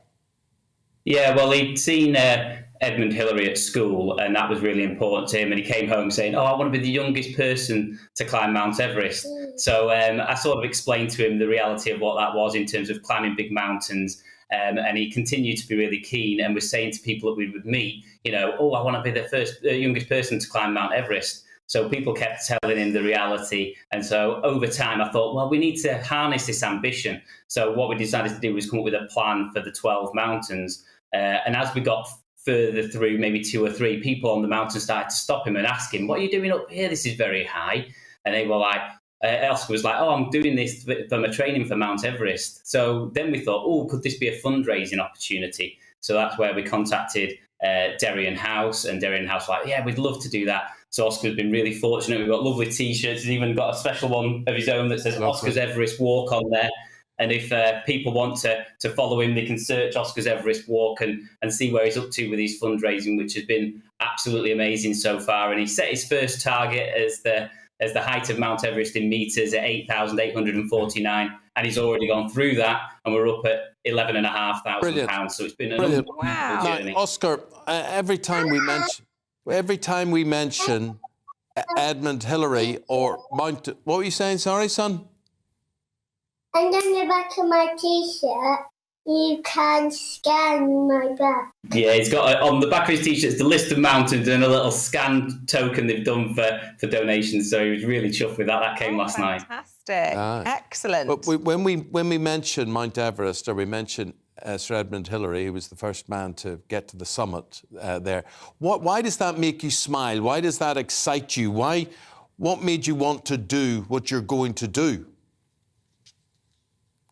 Because I saw Edmund Hillary on the telly at school, and that made me want to be the youngest person to climb Mount Everest. Wow. Yeah, so Eamonn, he came back telling me this, and he was like, who is the youngest? So obviously you dive straight into Google, don't you, and find out that the youngest person according to Google was 13. So Oscar's like, I've got quite a few years to be the youngest person. So we thought, let's go for a realistic challenge, and it's been absolutely amazing. And the journey so far has been unbelievable. And look at the length of his little legs. He's only little tiny legs and little tiny feet, Daddy. I mean, this is like child cruelty, you making him walk these mountains. No. Yeah. Hey, it's all about keeping up. Any of the footage you see, Oscar's miles out in front. I've got his sister on my back and we're chasing. You know, it's remarkable. But he's always been really energetic, and I think that's been the key factor. And yeah, as you can see on the footage here, he's coming up a mountain with one of his great friends, Oliver Perkins, who's done quite a few with us. And you know, the weather has been amazing experience. And I think I would just really want to encourage people to embrace the great British outdoors. It's a great learning experience. Oscar's found it fantastic, and it's really built personal resilience in all of us. You know, the fact that we've gone up a couple of mountains and had to come back because the weather hasn't been right, and it's just, I don't know, I can't speak highly enough of what fun you can have outside. And, you know, when we're raising it for such a great cause, Derry House, which is a children's hospice in Chorley that give respite and end-of-life care to over 400 families across the northwest. And Oscar's big drive has been, they have holiday lodges in Blackpool and in the Lake District, and his big goal is to send children on holiday. And so far he's achieved 11 families having a breakaway in a really difficult time in their life. And our goal now is to get to 29,000, which is the height of Everest in feet, so that we can send even more children for some great time away. And it's a way that we can give. Oscar's got a great little talent here, and it's lovely to see that it can help others. Oscar, just lastly, I've got kids. I try to take them walking. I've attempted a couple of mountains. They're not that into it, but my secret is to bribe them with chocolate and Mars bars. Do you get any treats when you're climbing mountains? Yeah, Kendall mint cake. Kendall mint Big cake, fan of that's Kendall mint classic. cake. Yeah. Absolutely. Well, there we go. Very good. Dad, thanks for explaining everything. Oscar, you continue to get strength in those legs and do what you're doing for Derry House. Lovely talking to you. Yeah, Every thank you success both. to you. And we look forward to when you're a Sir, like Sir Edmund Hillary. Thank you. Thank you very much indeed. Bye, guys. We're going to take a break. After that, we're going to be live for you from Omagh in Northern Ireland as an attempted murder investigation is launched the morning after the shooting of a senior police officer. All the details after this.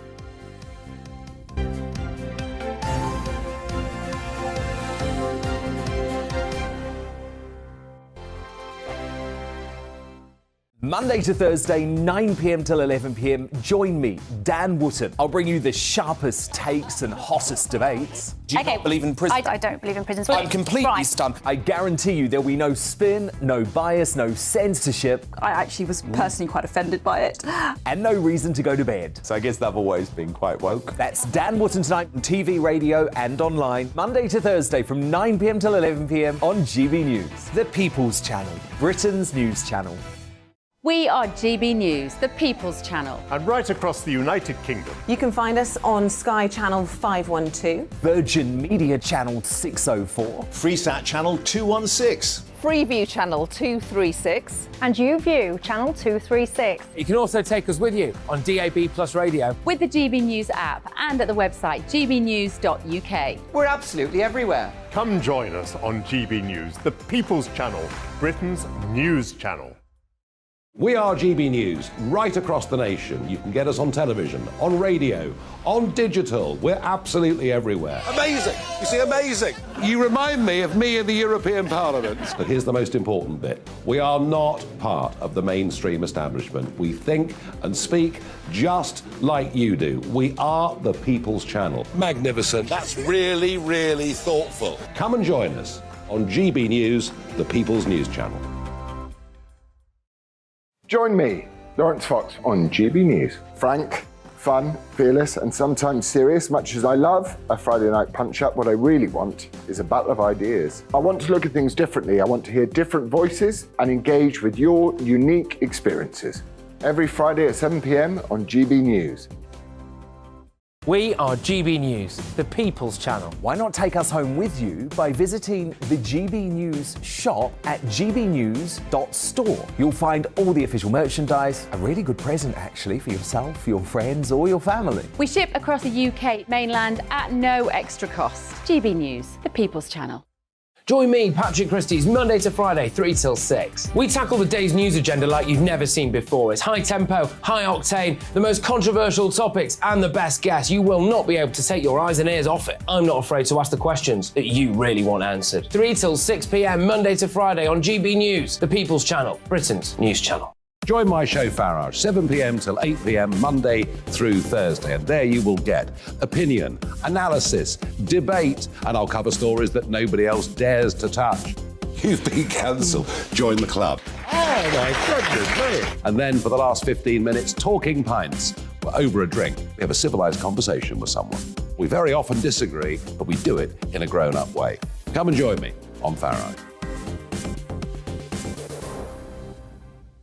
I'm Mark White. As GB News Home and Security Editor, I cover those key issues that are so important to you. Our authorities, our communities doing all they can to combat violent crime. With the public services under unbearable strain, why are we still failing to control our borders? Defence, the first priority of any government, has been continually hollowed out. Can we trust our politicians to protect the armed forces? Join me, Mark White, on GB News.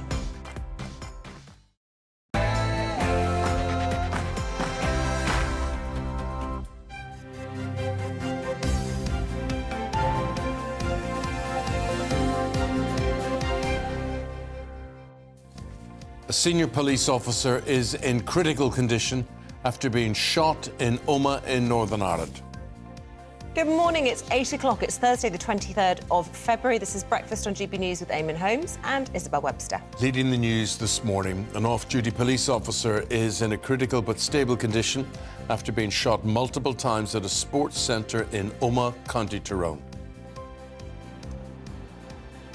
Attempted murder inquiry now underway as this officer is critical but stable in a hospital in Londonderry. I'll have the latest soon. The Home Secretary, Suella Braverman, has given an exclusive interview to GB News in which she highlights the government's priority to tackle the migrant crisis. At this stage, nothing's ruled out. We need to ensure that we fix this problem of illegal migration. That's my priority.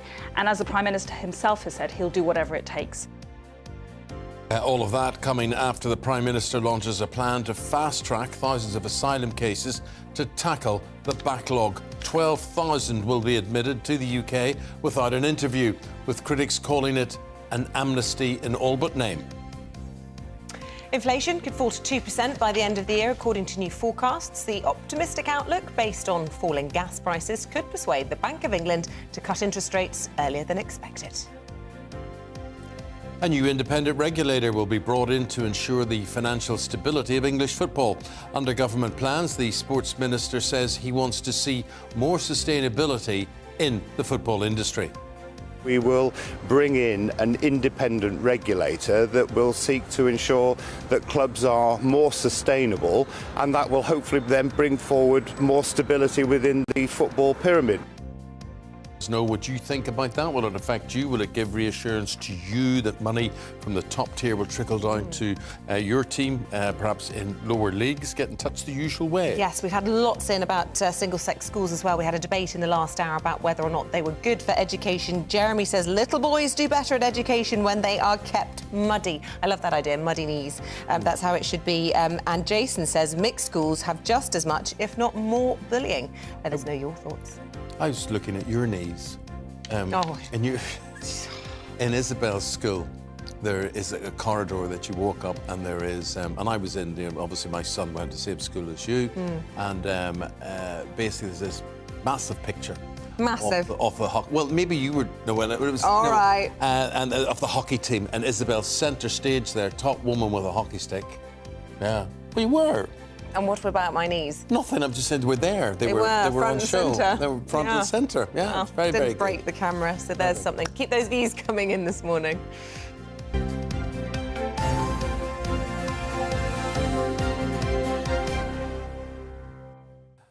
We begin with this story from Northern Ireland. An off-duty police officer, senior police officer in a critical but stable condition after being shot last night in front of children in Omagh.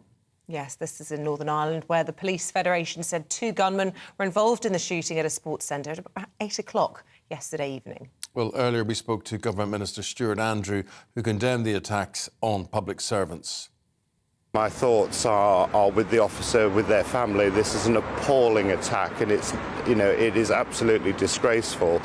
I know that the Prime Minister is absolutely focused on dealing with the priorities of the people of Northern Ireland, and he is doing that at pace. He's obviously been talking to communities within Northern Ireland. He's having those discussions and those talks.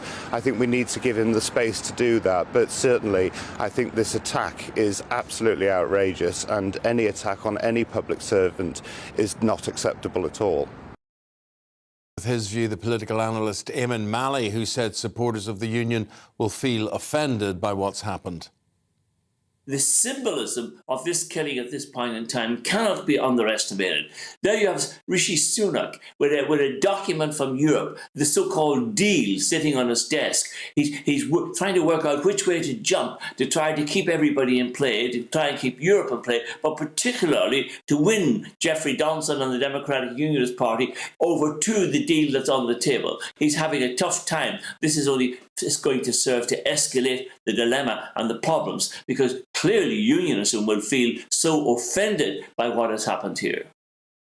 Well, we can go now to our Northern Ireland reporter, Doogie Beattie, who joins us from the scene in Omagh. And Doogie, just bring us up to date on how the serving police officer is doing this morning and some of the background to this, because we understand that perhaps his son was one of the children witnessing this incident.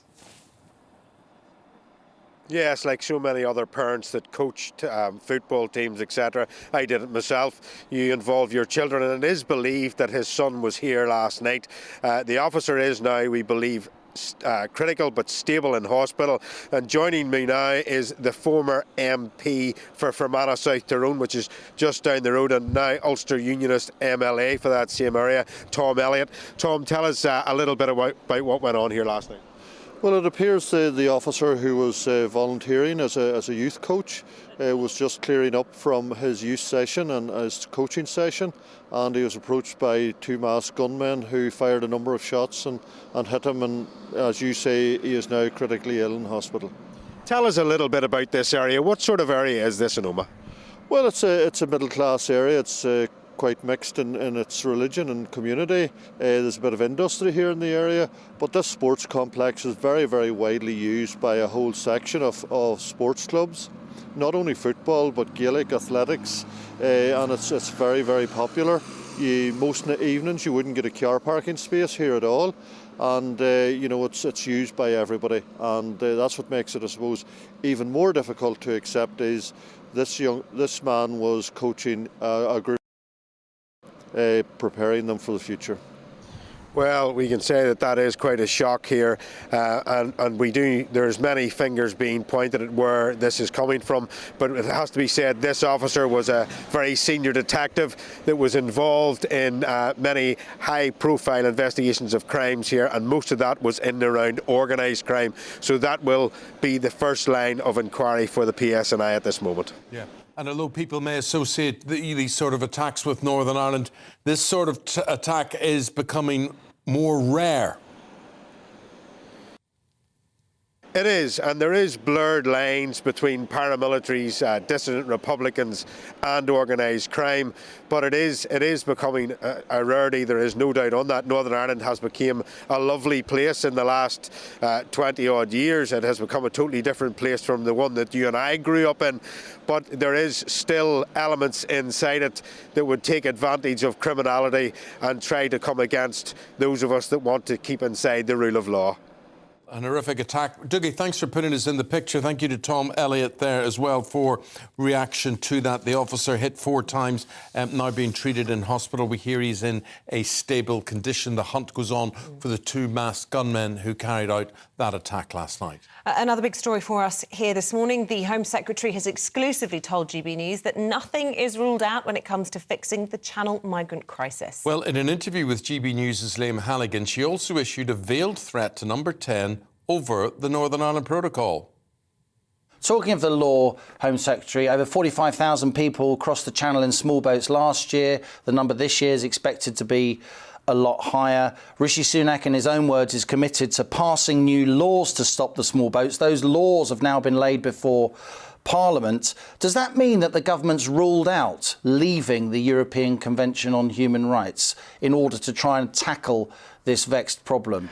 Well, I think that there are legitimate questions that we need to start asking relating to our membership of the European Convention of Human Rights and its operation in the United Kingdom. We've seen there's a politicised and expansionist court in Strasbourg that regulates the convention, sometimes at odds with British values, whether it's our ability to remove people to Rwanda, as we saw last year. Its operation, combined with the ECHR and the court, have operated to stymie policymaking. You make a strong legal case with respect to Home Secretary, but the optics of leaving the ECHR are difficult. You've got the stomach to leave it, clearly. Has the Prime Minister? At this stage, nothing's ruled out. We need to ensure that we fix this problem of illegal migration. That's my priority. And as the Prime Minister himself has said, he'll do whatever it takes to achieve that goal. In light of those small boat incidents, we've seen protests now around the country, increasingly in Liverpool, in Rotherham, protests planned in Newquay. Some have said that those protesters are far right. Is that a fair characterisation of those protesters? Well, what I would say firstly is that violence is never acceptable, and intimidation, harassment, any forms of abuse to anybody are totally should be condemned, and I condemn them in the fullest possible terms.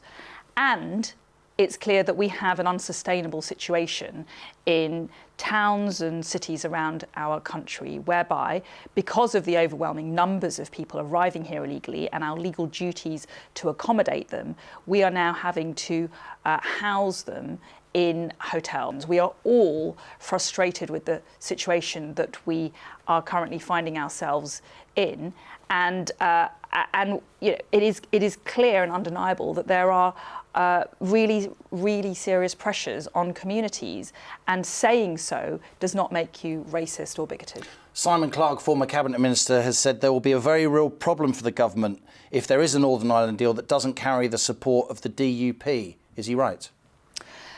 Listen, the DUP are an important voice in this debate and in this discussion. They Vital. speak. Can we have a deal that they don't agree to? We have always worked very closely with the DUP. They are unionists. They speak for a significant portion of the communities in Northern Ireland, and they need to be round the table. Ultimately, Stormont will only function if the DUP supports any proposal. You resigned, of course, as a Brexit minister in 2018 over Theresa May's deal. Would you resign over this? Listen, I don't think we need to be talking about resignation. I've taken a very forthright position in the past because I've found the terms of previous agreements intolerable. I don't support selling out on Northern Ireland and allowing the EU a foothold in the United Kingdom. Do you like being Home Secretary? Well, I see my role as telling the truth and then fixing the problem. And sometimes the truth is uncomfortable for some people, and they might get upset by hearing the truth. I'm not going to shy away from telling the truth to the British people and for the British people. That's my role as Home Secretary. And you can see Dame Halligan's full 22-minute interview with the Home Secretary on the GB News YouTube channel.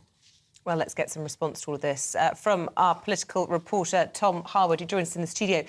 Tom, what did you make of that fascinating interview there with the Home Secretary? We're expecting these immigration stats out this morning, which will be uncomfortable reading for her and for the Prime Minister. Is she doing the right things, do you think? Well, it's interesting, of course, because one of the top priorities of the Prime Minister that he laid out at the start of the year, of course, was stopping the boats. And yet, over the last few years, we've seen those numbers of illegal arrivals on the shores of the United Kingdom rise and rise and rise, almost 50,000 this year, quite unprecedented numbers of illegal arrivals. So whilst the government is saying that it really does want to tackle this, the issues on the ground are clear to see. And when it comes to dealing with things like the backlog, of course, we're seeing today the government is sort of expediting some of these processing situations from 5 countries that have high acceptance rates. All of this is feeding into a sense that the government doesn't have a particular grip on this. Now, of course, they would be saying that new laws are coming, and indeed in Prime Minister's questions yesterday, we saw not 1 but 2 MPs from the Conservative side ask when these new laws dealing with illegal arrivals will be coming, and the government's answer was soon, but we didn't get a specific date. And I think that there is some frustration, not just from the Conservatives on the backbenches, but actually from some within Cabinet as well, that this isn't high enough up the Prime Minister's priority list than those other 4 pledges. Yeah, because of course part of hearing the figures later on at 9:30, we're expecting them, and we'll bring those to all of you at home live on GB News, is the cost to the taxpayer. £2.1 billion a year to put people up and accommodate them and set up new lives in this country, and to find homes, I believe £7 million a day on housing in 40,000 in hotels. It's extraordinary, and clearly the Home Secretary does not want this hotel situation to continue. The Prime Minister, when he stood to be Prime Minister in that leadership election last summer, said that he wanted to end the, quote, hotel farce. And again, he said that he wanted to stop that use of hotels at Prime Minister's questions yesterday. But we haven't yet seen the clear proposals for how that will be done. Clearly, one of the big answers there is stopping the illegal arrivals in the first place. But again, we're still waiting for these new laws, still waiting for this promised legislation that has been clearly actively discussed within Cabinet, but is yet to be announced on the floor of the House of Commons. Okay. Tom, thank you very much for explaining all of that to us this morning. We're looking ahead to those immigration statistics is our South East of England reporter, Ray Addison, who is in Dover for us this morning. Ray. Yes, good morning to you both. Now, we know that around about 46,000 migrants crossed the Channel last year. Now, and that compares to just over 28,000 in 2021. Now, at 9:30 this morning, we're going to find the official number released by the Home Office of irregular migrations to the UK. Now, these are people who've been detected arriving in the UK on things like small boats. We're talking about kayaks, dinghies, inflatables as well, or in lorries and shipping containers as well. But the government is admitting that any figure they released this morning will be an estimate at best, because they don't include individuals who arrive on larger vessels, you know, sort of hidden in the back of a vehicle on a ferry, for example. And of course, some successfully evade border controls and remain in the UK undetected. And of course, it's been slightly to preempt that. We've had this announcement from the Home Office, reports from the Home Office, fast-tracking a number of asylum seekers claims. Around 12,000. These are individuals who came here to the UK from Libya, Syria, Afghanistan, Eritrea and Yemen as well. if they arrived in Britain before June of 28th last year, they're going to fast-track that scheme by completing a questionnaire. And that's led to some criticisms, people concerned about the level of scrutiny and security of those individuals. However, of course, the Home Office are saying that applicants will undergo the usual security and crime checks as well. Of course, Rishi Sunak has pledged to process at least 92,000 asylum applications by the end of this year. Currently, there's around 150,000 asylum applications approaching record levels. Thank you very much indeed for that update. We're just going to bring you some breaking news that's just coming into us now concerning that Northern Ireland shooting. Yes, we had heard that this person who was attacked by the multiple shooting in Omagh yesterday was a police officer. We can now name him as Detective Chief Inspector John Caldwell. He was that senior PSNI officer shot by masked men in front of a group of young people. And this announcement has been made by the Assistant Chief Constable Mark McNewan for us this morning. But that is the breaking news. He's been named and we now know his title and rank, Detective Chief Inspector. So, very senior police officer. At the time, 17 minutes past 8. Tomorrow marks exactly a year since the Russian invasion of Ukraine. Yes, the war's been has displaced 8 million Ukrainians, with many fleeing into Europe. There are currently 152,000 refugees living with sponsors here in Britain under the Homes for Ukraine scheme. And our reporter, national reporter Ellie Costello, went to meet some of them living here in the UK. Natalie Horbenko is a Ukrainian designer and logistics manager. She's been running her business from the UK since May 2022. I think that being here in London, I could present more in a good way our Ukrainian products. And my embroidered clothes is just a small piece of the whole chain to present a Ukrainian product here. Natalie is most impressed with President Zelensky, somebody she never expected to be a war leader. We're proud about him. Thank you. We're proud about him and we're grateful for him. He completely transformed his personality and he's very brave because you need to be brave. Once here in London, Natalie became friends with fellow designer Elena, who fled Kharkiv the day that war broke out. I don't know why. I had a prediction like the evening before. I went to the room of my son. I took him to sleep with me. It was so strange for me, but I don't know, maybe I had something like intuition. And really we needed to wake up at 4 or 5 in the morning because I heard the explosion and it was so scary. In Kharkiv, Elena lived 1 hour from the Russian border. Her husband drove her and their 4-year-old son for a week to get to the Polish border. I've been crying so much because it was forbidden for Ukrainian men to leave the country, and it meant, and for me, it was like I needed to say like kind of goodbye to his father. The Ukraine sponsorship scheme allows Ukrainian nationals and their family members to come to the UK if they have a named sponsor under the Homes for Ukraine scheme.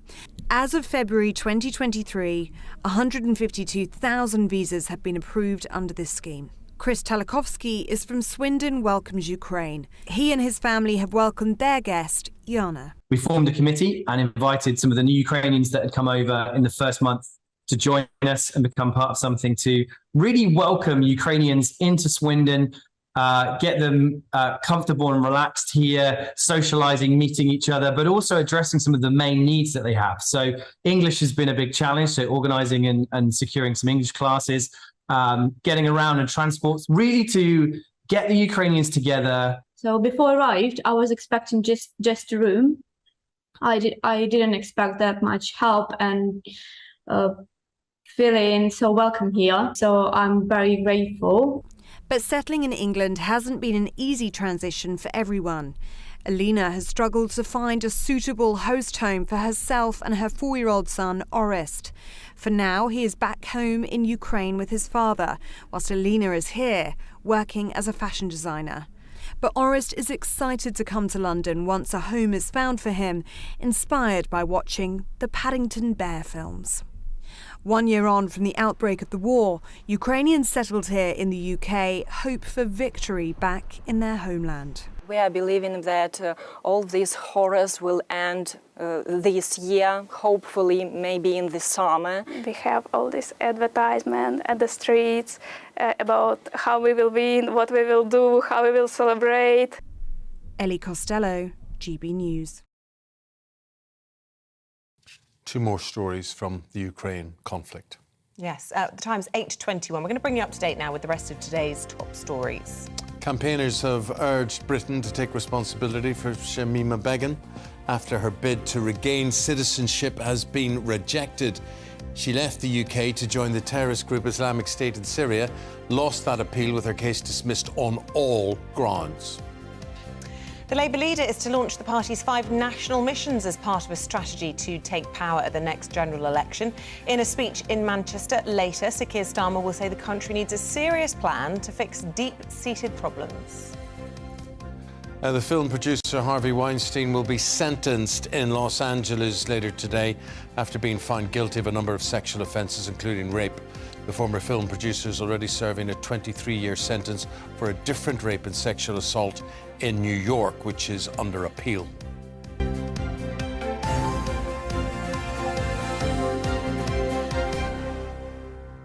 Say you've got under half an hour to get your thoughts in for Peter Andre. He's going to be joining us in the studio this morning at 9:15. We're calling it Ask Andre.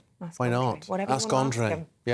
Yeah. So get in touch with us. Yes. GBViews at gbnews.uk. Peter's had an amazing career stretching 30 years or so. He's very, very popular. He's really nice, isn't he? He's a showbiz nice guy, and they're rare. Yeah, and he's going to be performing. He's going to be telling you all what's happening in his life here in this very studio, 8:45 this morning. So if you want to speak to him, you want to get a point to him, GBViews at gbnews.uk, or you can tweet us at GBnews. Before that, though, we're going to take a very quick break, and we'll be talking all things sport as the Welsh rugby squad strike is called off at the last minute. Paul Coit has all the details ahead of the Six Nations clash against England on Saturday.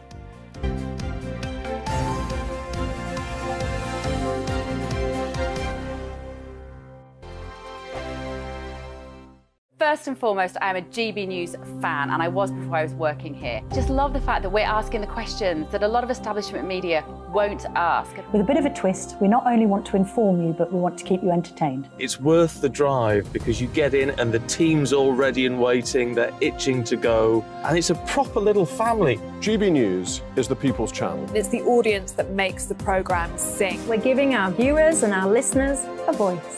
I see the thousands of your letters, tweets, emails, you name it, coming in. Britain is broken. How on earth did we get into this mess? But more importantly, how do we get out of it? The establishment had their chance. Now we're here to represent you. It's time for something different. It's time for GB News. I'm very patriotic. I believe in Britain. Our best days lie ahead. Britain's watching. Britain's watching. Join us here on GB News. The People's Channel. Britain's news channel. I'm Andrew Doyle.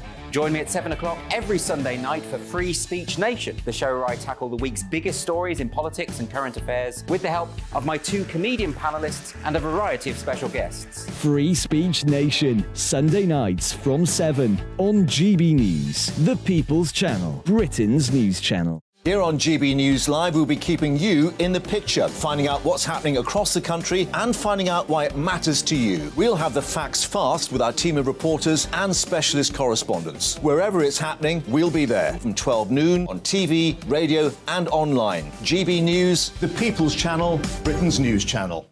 I'm Michael Portillo. Join me on GB News on a Sunday morning for topical discussion, debate, arts and culture, and sometimes even ethical dilemmas. I don't always agree with you, Michael. Michael Portillo, Sundays on GB News, the People's Channel, Britain's news channel. Hello, I'm Michelle Dewberry, and you can join me every weekday 6 till 7 on Jubes and Kerr. You're an inspiration to us all. Clip that bit up. Well, you are. That's my ringtone. My political ambitions those days are gone, I can tell you. She's only teasing. Go on. He's probably going to want to lay down now. I'll give him 2 minutes to have one. let's respectfully disagree. That's what we like on Absolutely. Jubes and Co. Come and join us. GB News, the People's Channel. Michelle Dewberry, weekday evenings at 6 o'clock. I'm Simon Evans. Join me on GB News for Headliners at 11 p.m. What's the scoop? I'll be joined by two of the country's top comedians. That's right. As we take a look at tomorrow's newspapers tonight. We're going to get into trouble. If it's a big story, we'll be covering it. Spill some tea on him. There we go. But we'll also have some fun. I wouldn't stick up a bank. My father didn't love me. So anyway, Headliners every night from 11 on GB News, the People's Channel, Britain's news channel. Join me, Nana Akue, Saturday and Sunday afternoons on GB News. Expect fiery debate and passionate discussion as me and my panel tackle some of the biggest topics hitting the headlines. It's a place for everyone's opinion. No one gets cancelled, but no one gets an easy ride. Oh, she's on it today. Be ready for conversations that are fierce, frank, and of course, fun. Every Saturday and Sunday afternoon from 4 p.m. on GB News, the People's Channel.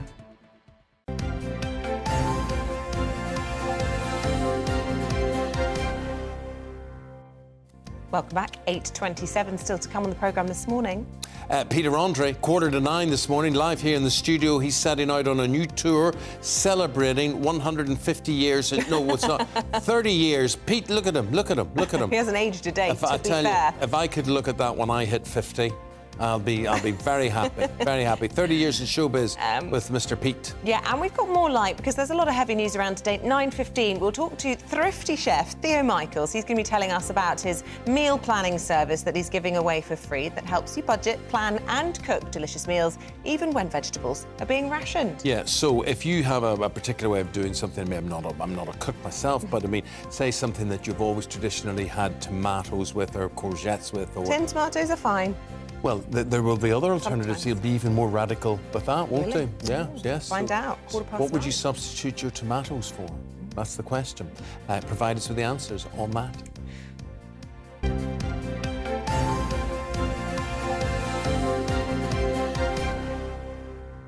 So earlier this morning, we were finding out that an independent regulator is going to be brought in to ensure the financial stability of football clubs in England. So there's going to be a white paper on all of this being published and proposed later today. Yes, the new plans are planning to stop teams joining breakaway leagues and will give fans a greater say in the running of the club. So here are the views of the Sports Minister, Stuart Andrew.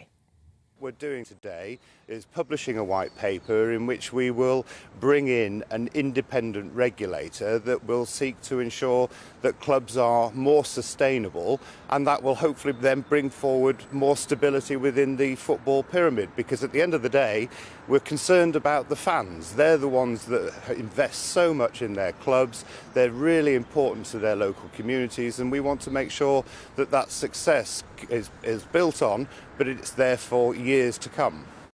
So they're trying to stop Paul Coates with me now to talk about this. I think I just said they're trying to stop Paul Coates for a minute. I'd be worried there for a second. They're trying to stop clubs from going under, and they're trying to ensure that this money trickles down the pyramid from the Premier League to the Derbys and the Macclesfields and the Berries and all that. Exactly, and we wish them luck with that. Let's hope that happens, because it is important, and it is the way that these clubs have been run. And before, it had been the situation where anybody could go in, you could buy a football club, and yes, they are tested, but to what lengths? So now they insist that everybody's going to have to be tested, and it's going to be the right people that are owning these clubs, and not just going in, driving them to the ground. And the most important thing is that they are the lifeblood of so many different towns and cities around the country, and been going for so long that people could just go in, take what they want from them, ruin them, and it's just not on. So hopefully that's something that will be done. I'll tell you what, mate, though, if I was wealthy, I'm not sure I would want to buy a football club. I think it's quite a precarious... Of course it is. Of course. And even high up, it's incredibly precarious. Yeah. If you fall outside the top four, for instance. And then there's ways that you're going to make money. It all depends whether you buy a football club and then you're taking from the football club, or whether you're actually going to try and run it. It's got to be a labour of love, and especially further down the pyramid for those owners. And it truly is. They need to be run by people that have love for the club and love for the towns. And very deep pockets. And very, very deep pockets as well. That obviously is needed, and hopefully those deep pockets that are further up the pyramid will filter down. That's the idea, but whether it's going to happen, we'll see. But this, I mean, whether however romantic or illusional that may be, this Wrexham journey has... Exactly, they've proved you can do it differently, and you don't have to go for the big clubs and the big... But let's look at it though. If we look at Wrexham and we look at the film stars, you got Ryan Reynolds and Rob McElhenney that have taken over there. It's not a matter of them just going into a small club and going, OK, we'll invest in that.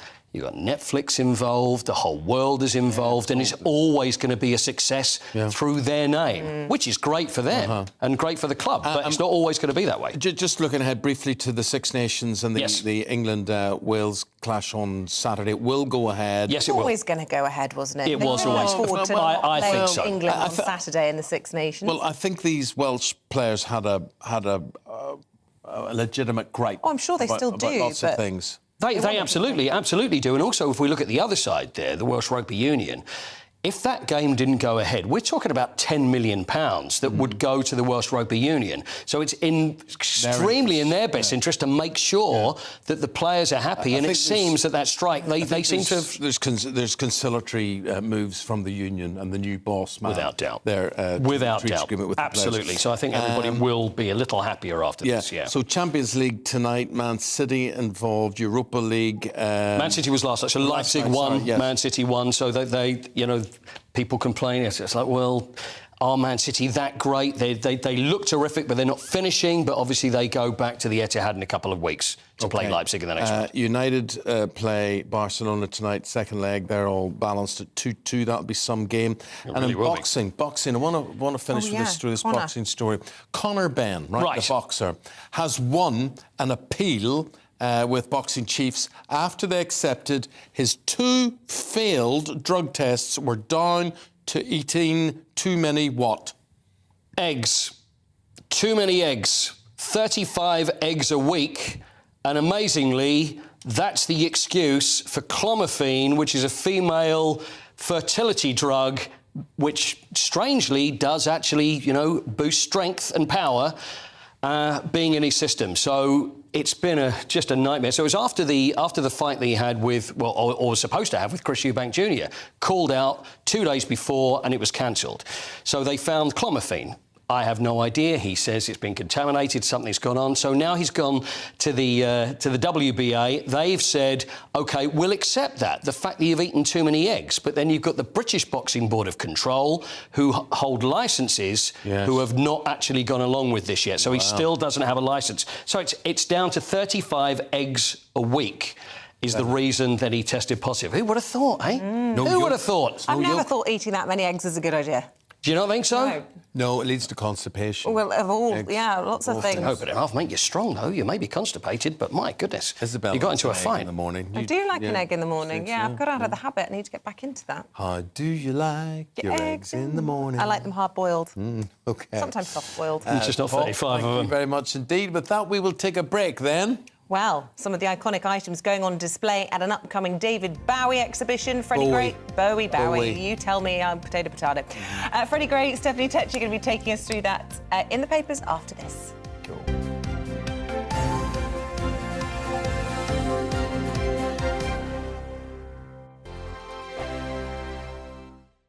It's all about family, being in people's living rooms, all the interaction and getting to know who our viewers and listeners are. When I was young, my dad used to say, Nana, stop arguing. I wanted an outlet that would enable me to give my opinion. People are going through a really hard time right now, and I know that you don't feel like you're being listened to by the establishment. I came to GB News because it's the People's Channel, and I want the audience to have their say on the events of the day. We're dynamic. We do something different. Democracy shows that the wisdom of the nation is in its people. I get to travel to find out what the story is from a personal perspective. The British people aren't fools. We know when we're not being told the full story. We've got to work out how Britain moves forward from this. It's the best country in the world. The establishment had their chance. Now we're here to represent your views. Britain's watching. Britain's watching. Britain's watching. We're proud to be GB News. The People's Channel. Britain's news channel.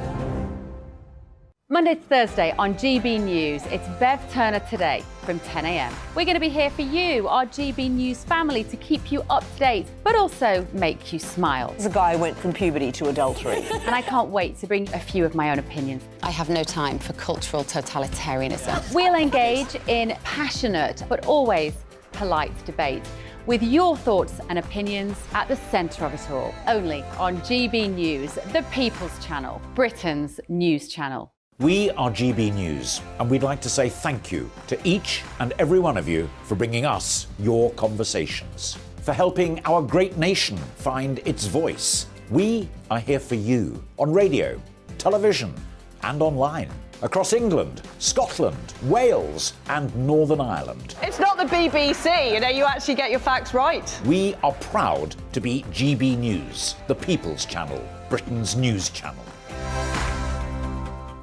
Join me every Sunday at 6 p.m. for Gloria Meets. In exclusive interviews, I'll be finding out who our politicians really are and what they really think. It's something that you would never want anyone to suffer. I didn't know what channels there were. I didn't think I'd be believed. I must have weighed about 7 stone and I'm 5'8". My instincts was to sort of cover this up. I mean, clearly that was a mistake. Join me every Sunday at 6 p.m. on GB News, the People's Channel, Britain's news channel. He's the king of breakfast TV, and he's back. Eamonn Holmes, back on the TV with me this morning. Even remember my name. I know, it's been 4 months. You have holy water by your bed? Oh, yes. Oh, already depressed. Yeah. Oh, Eamonn. Oh. Why do you not believe anything I say? Eamonn Holmes back on GB News Breakfast at 6 a.m. Join me, Patrick Christie's, Monday to Friday, 3 till 6. We tackle the day's news agenda like you've never seen before. It's high tempo, high octane, the most controversial topics, and the best guests. You will not be able to take your eyes and ears off it. I'm not afraid to ask the questions that you really want answered. 3 till 6 p.m, Monday to Friday on GB News, the People's Channel, Britain's news channel. Hi, Andrew Pierce here. Join me every Friday lunchtime for a proper no-nonsense debrief of the week's events. With special guests in the studio and the GB News team on the ground, I'll be getting you up to date with news, some intelligent discussion, and my own sharp take. The weekend starts here with me every Friday lunchtime on GB News, the People's Channel, Britain's news channel.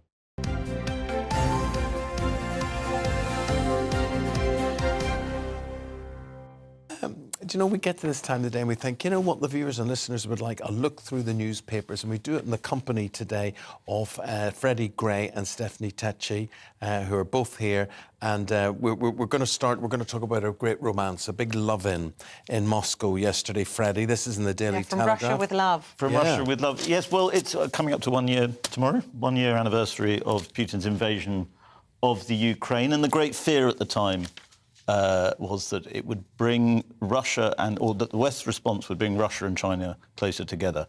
Russia yesterday very keen to signal that China and Russia are closer together. What it's less keen to signal is that China is now very much the dominant partner in the relationship. In the Cold War, they had an alliance. There's always been an uneasy relationship, but they had an alliance in the Cold War.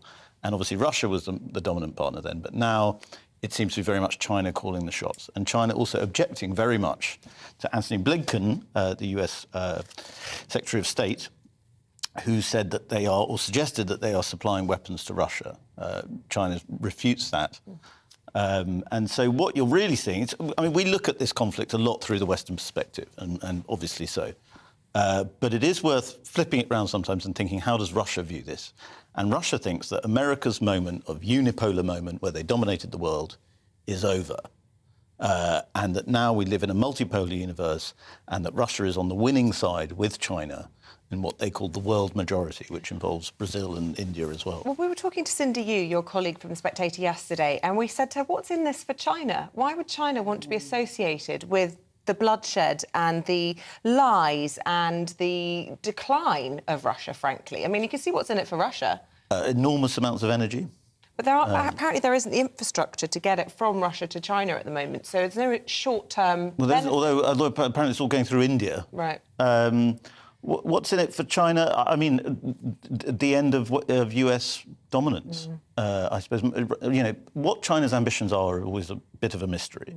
I mean, is it set on a kind of achieving superpower status like the US was? People think not. Does it have a sense of burning injustice about what the West has done to China historically, that could also be a factor. So I think, you know, the tectonic plates, if you like, of global politics are changing. Are they changing the way that Russia and indeed China seem to want? That's the difficult question. I'm not defending this, but you look at the argument that the West are supplying or are being asked to supply fighter jets, tanks, goodness knows what, to the fight in Ukraine. Yet they say to China, don't even think about it, don't dare supply Russia from the outside. How does that stack up? Well, I mean, I suppose, you know, we would say, the West would say we're morally right. Ukraine has a right to defend itself. And China is not supporting the invasion of Ukraine, it's just not condemning it. Yeah. So if it is going to ally itself with Russia formally and start supplying weapons, that takes on a whole new dimension. And then it goes to economic war with the US. And another interesting fact is that the US and the Chinese have both done, on a sort of macro financial level, quite well, again, because of energy. Yes. American energy imports are up. China's doing well because it's getting a lot of oil through India.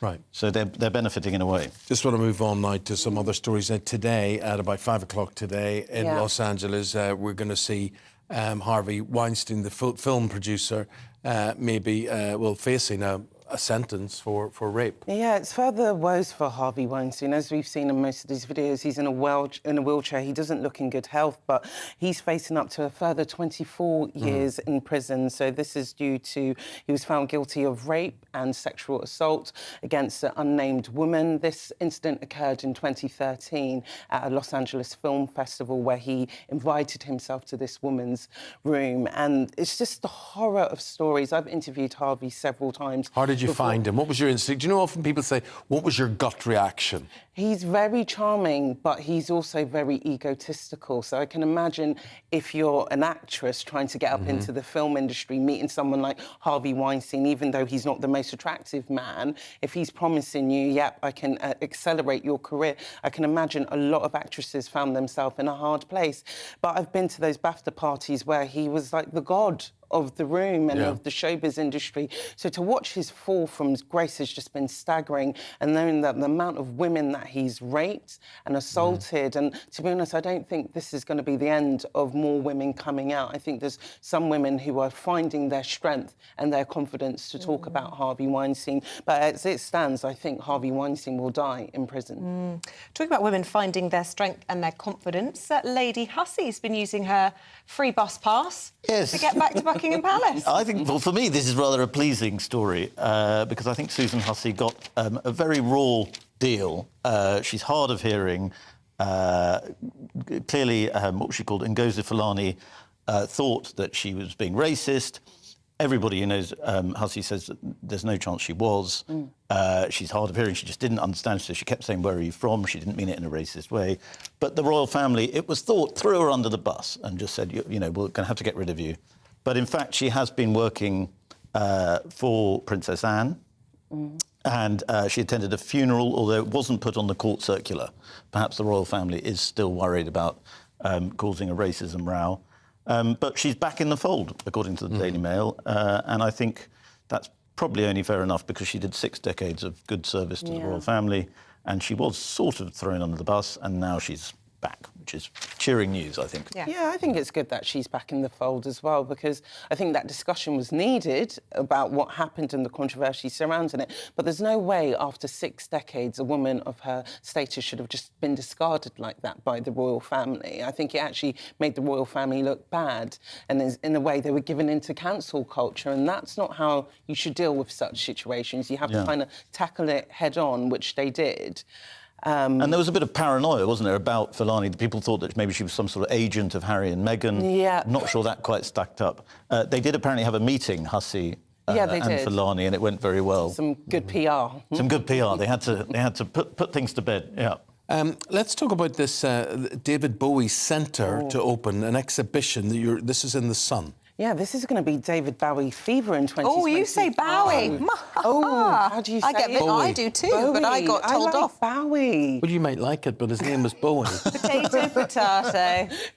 So there's going to be a lovely exhibition the V&A are planning in 2023 where we're going to see over 80,000 pieces of his collection. So this will include his fashion, his art, personal memorabilia that he himself had collected. So there was a lot to this man. There is a lot to this man. You know, people make a big deal about Harry Styles, how he's an icon, but David Bowie, he was the one that kind of, I think he set the trends and he kind of crossed appeal like fashion, art and culture. And I think, you know, even after his death in 2016, people are still obsessed with him, still obsessed with his music and who he was as a person. So I think this collection will do really well. So, he wears it better than Sam Smith, doesn't he? I'm so glad you mentioned that because Sam Smith rocked this outfit at the Horoscape, to quote you, to coin a phrase.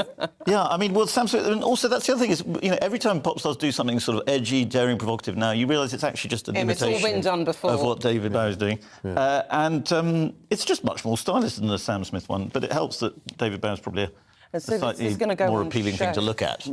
Yeah. This is going to go and show in 2025 in the V&A's News Centre hub in East London. Oh, I was thinking it would be at the actual V&A. No. Oh, that's annoying.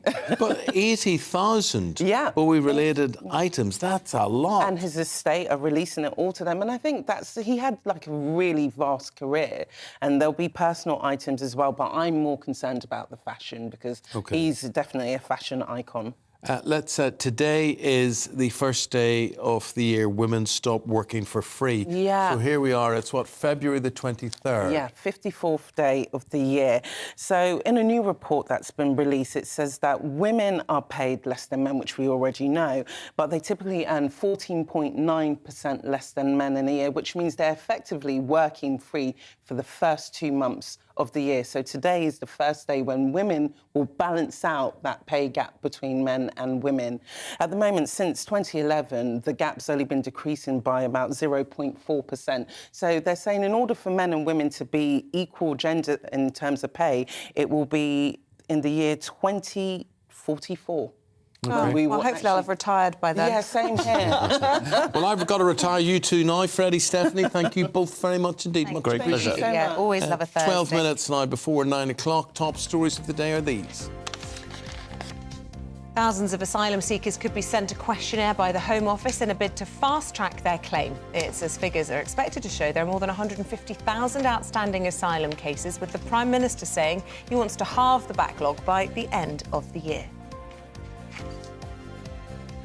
Labour leader will launch the party's 5 national missions, as they're called, as part of his plan to gain power at the next general election.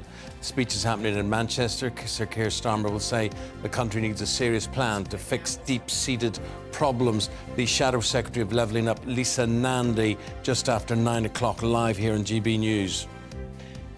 Tesco has joined Aldi, Asda and Morrisons in rationing how much fresh produce customers can buy as fruit and vegetable shortages are leaving shelves bare. Purchases of tomatoes, peppers and cucumbers will be limited to 3 per customer, with retailers warning it could last for weeks.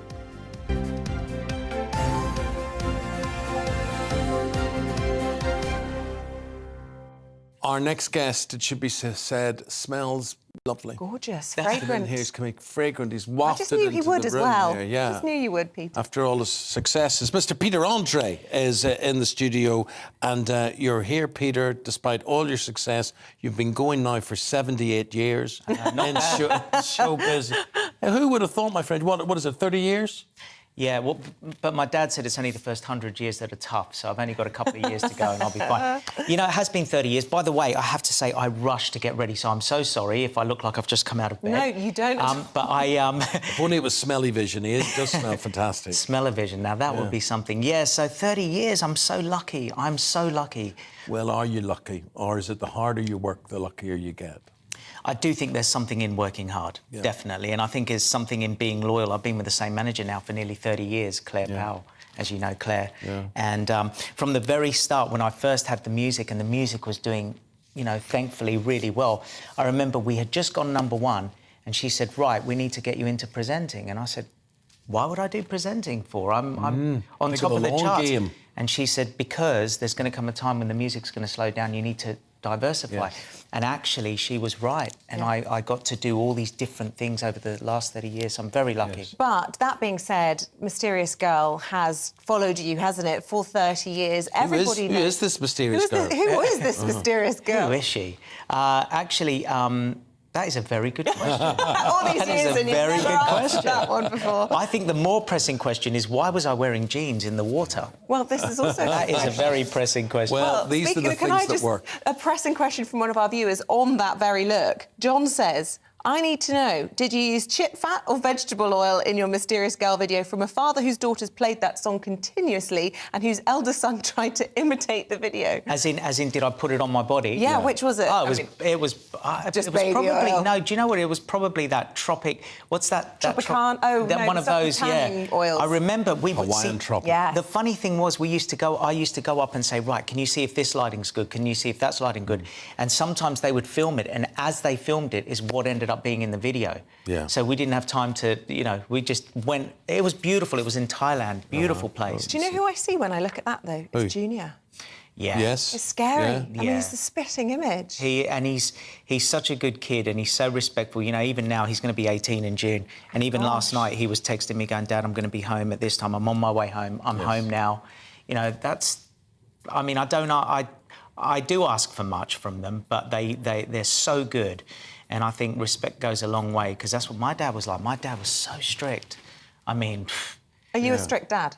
I am, but I think I've taken the bits from my parents that I loved. Yes. But then I've sort of lapsed a bit on things. I mean, for example, when my daughter sometimes dresses in things I don't really want her to dress in, but I also think, but you know what? Every girl that age is doing that, and you've got to be... But they have a respect for both you and their mum as well, and they both love you and their mum. You've both done very, very well. You should always love both your parents. Yeah. 100%. Equally, I believe. Of course. You should always love your parents. But obviously more difficult, when a relationship or a marriage breaks up.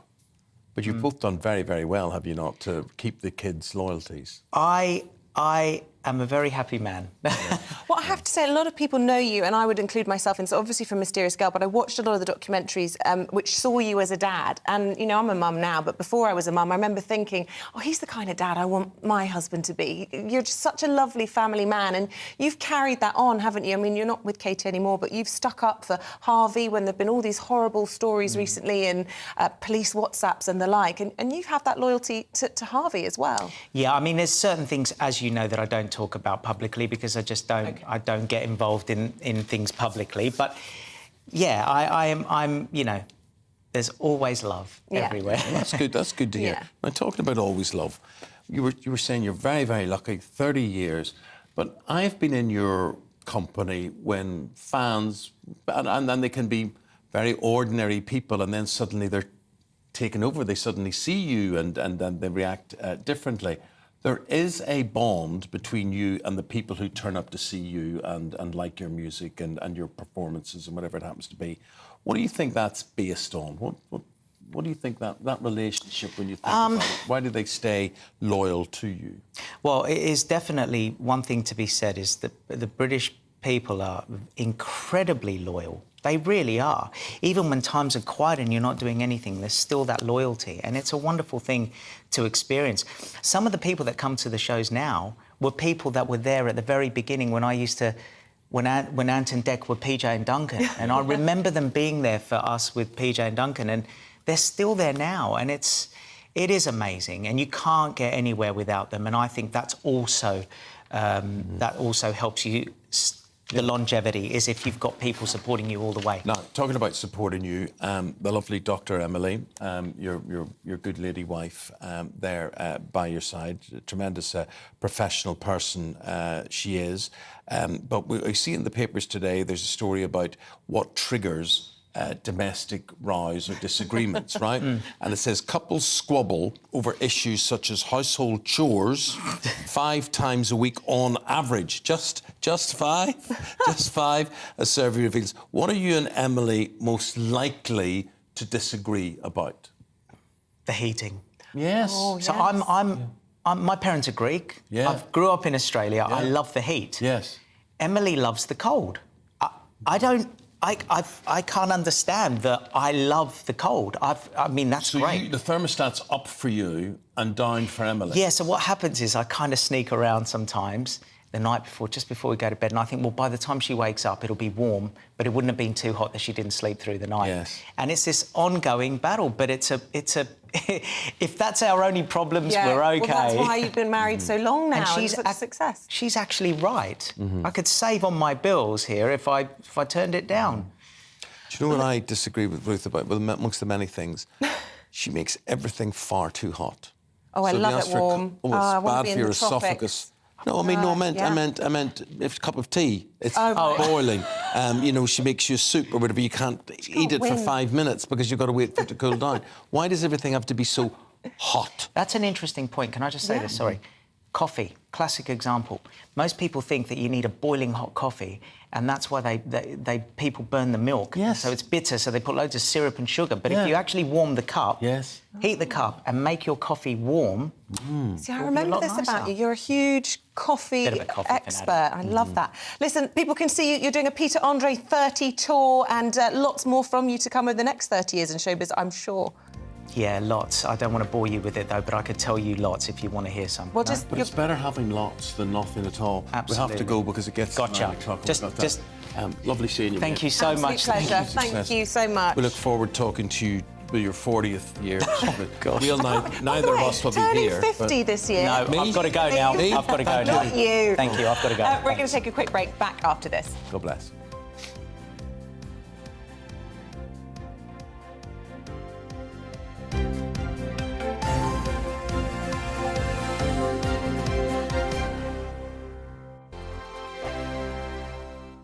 Monday to Thursday, 9 p.m. till 11 p.m. Join me, Dan Wootton. I'll bring you the sharpest takes and hottest debates. Do you not believe in prison? I don't believe in prison. I'm completely stunned. I guarantee you there'll be no spin, no bias, no censorship. I actually was personally quite offended by it.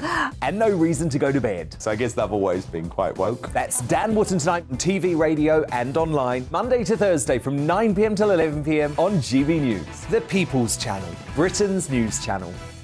We are GB News, the People's Channel. And right across the United Kingdom. You can find us on Sky Channel 512. Virgin Media Channel 604. Freesat Channel 216. Freeview Channel 236. And YouView Channel 236. You can also take us with you on DAB+ radio. With the GB News app and at the website gbnews.uk. We're absolutely everywhere. Come join us on GB News, the People's Channel, Britain's news channel.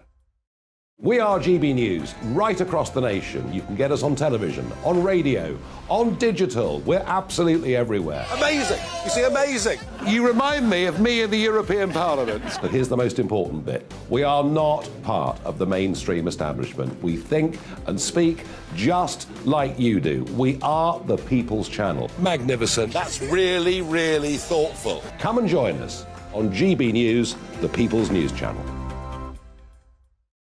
Join me, Lawrence Fox, on GB News. Frank, fun, fearless, and sometimes serious. Much as I love a Friday night punch-up, what I really want is a battle of ideas. I want to look at things differently. I want to hear different voices and engage with your unique experiences. Every Friday at 7 p.m. on GB News. We are GB News, the People's Channel. Why not take us home with you by visiting the GB News shop at gbnews.store. You'll find all the official merchandise, a really good present actually for yourself, your friends or your family. We ship across the UK mainland at no extra cost. GB News, the People's Channel. Join me, Patrick Christie's Monday to Friday, 3 till 6. We tackle the day's news agenda like you've never seen before. It's high tempo, high octane, the most controversial topics and the best guests. You will not be able to take your eyes and ears off it. I'm not afraid to ask the questions that you really want answered. 3 till 6 p.m. Monday to Friday on GB News, the People's Channel, Britain's news channel. Join my show Farage, 7 p.m. till 8 p.m. Monday through Thursday. And there you will get opinion, analysis, debate, and I'll cover stories that nobody else dares to touch. You've been cancelled. Join the club. Oh, my goodness, brilliant. And then for the last 15 minutes, talking pints. We're over a drink. We have a civilised conversation with someone. We very often disagree, but we do it in a grown-up way. Come and join me on Farage. I'm Mark White. As GB News Home and Security Editor, I cover those key issues that are so important to you. Our authorities, our communities doing all they can to combat violent crime. With the public services under unbearable strain, why are we still failing to control our borders? Defence, the first priority of any government, has been continually hollowed out. Can we trust our politicians to protect the armed forces? Join me, Mark White, on GB News.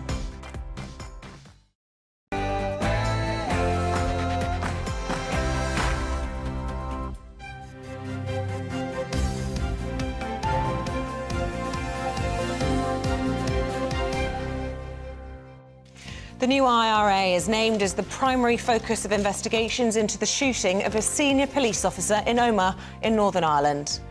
Hello there, very good morning to you. Just after 9 o'clock, Thursday, 23rd of February. You're tuned into Breakfast on GB News with Eamonn and Isabel. Here's what's leading the news this morning. Northern Ireland's police service has said dissident Republicans are the primary focus of investigations following the shooting of an off-duty police officer in Omagh. Detective Chief Inspector John Caldwell is in a critical but stable condition after being shot multiple times.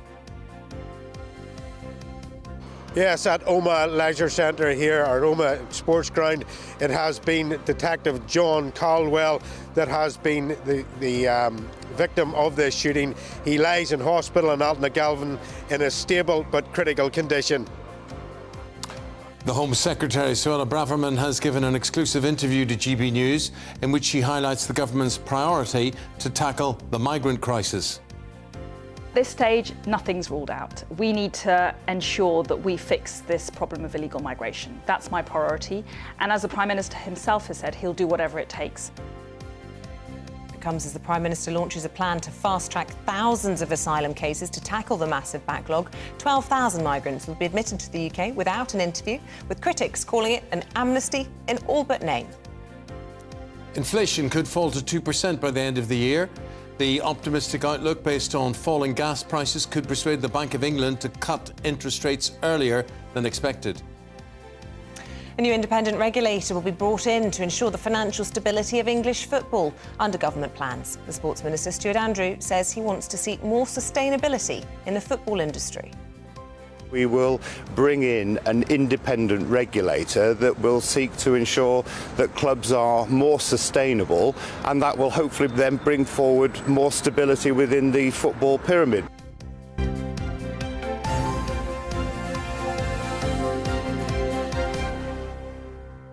OK, so leading our news this hour, police have named the new IRA as the primary focus of investigations into the shooting last night of an off-duty police officer in Omagh. Detective Chief Inspector John Caldwell was attacked by two gunmen at a sports centre at 8 p.m. last night and is in a critical but stable condition. Here's the views of political commentator Eamonn Malley, who said supporters of the union between Northern Ireland and the rest of the UK will feel offended by what's happened. The symbolism of this killing at this point in time cannot be underestimated. There you have Rishi Sunak with a document from Europe, the so-called deal, sitting on his desk. He's trying to work out which way to jump to try to keep everybody in play, to try and keep Europe in play, but particularly to win Jeffrey Donson and the Democratic Unionist Party over to the deal that's on the table. He's having a tough time. This is only going to serve to escalate the dilemma and the problems, because clearly unionism will feel so offended by what has happened here. Well, that'll be some of the fallout and repercussions of that attack last night. Let's go to Dougie Beattie, who's in Omagh for us this morning to tell you exactly what happened. Dougie. Well, it was here at 8 o'clock last night that Chief Inspector Detective John Caldwell was coming to his car after a training session with a young soccer team here. The car park behind me was full of children and those that had just enjoyed a night's sport here, when two gunmen appeared from the shadows and fired a number of shots, hitting him several times, and he immediately had to be taken to Altnagalvin Hospital, which is in Londonderry. Quite a journey from here, about 40 minutes away. He now lies there. He's critical but stable. They are looking at the new IRA. They said this is their primary suspect, but that is no surprise. The new IRA are paramilitaries, but they are also the lines between that and organised crime are extremely blurred. And this particular officer has been leading the charge on organised crime in the Mid-Ulster area in the last few weeks. And there's been quite a few arrests in the past few weeks made there, so it may not be just exactly cut and dried to what it seems to be. Dougie, thank you very much indeed. We leave Dougie in Omagh there. We've got the Shadow Secretary of State for Levelling Up Housing and Communities. That's Lisa Nandy. Ms Nandy, good morning to you. Welcome on board. Before we talk to you about the 5 bold missions, just reaction there to the escalation in Northern Ireland there. The shooting of such a high-profile, particularly police officer, is nowadays, thankfully, an unusual occurrence, but quite a worrying situation there. It's a very worrying situation, and obviously my heart goes out to the family of the police officer and to him as well. It's a situation that is becoming more and more serious on the island of Ireland, and it makes it even more important that the government gets on the front foot, faces down its own backbenchers and acts in the national interest. This stagnation, this failure to resolve the issues around the Northern Ireland Protocol is having profound and far-reaching consequences, and we need the Prime Minister to stand up and face down his own backbenchers, to work with the Labour Party in the national interest and try and get this situation resolved.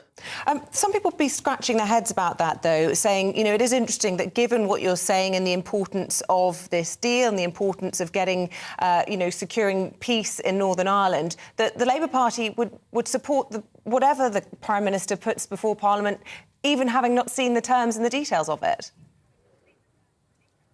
Well, we've been debating this issue for years, and it's clear that the way to deal with this problem is to reduce the friction that has been created by successive Tory Prime Ministers' Brexit deals on the island of Ireland. So the idea, for example, of red and green lanes so that you reduce checks on some of the goods coming in to the UK.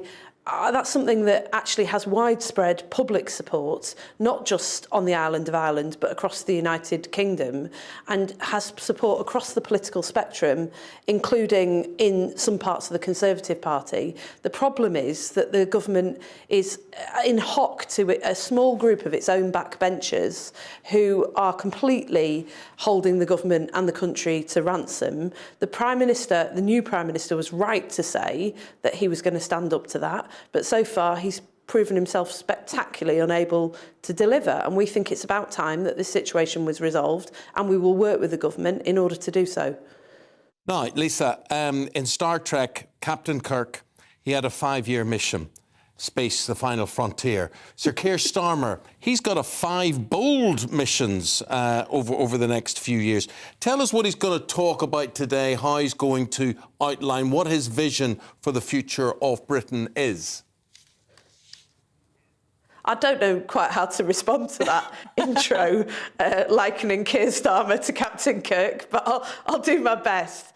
I think it's obvious to people around the country, in every part of the country, that this country needs a plan. We've been drifting, we've had a decade of decay and decline. There's hardly anyone in Britain that can honestly say that they and their families are better off after 13 years of Conservative government. The next Labour government will likely inherit one of the worst economic situations since the Second World War, and our overriding imperative is going to be to get our economy growing again by drawing on the contribution, the talent, the assets and potential that exist in every part of Britain.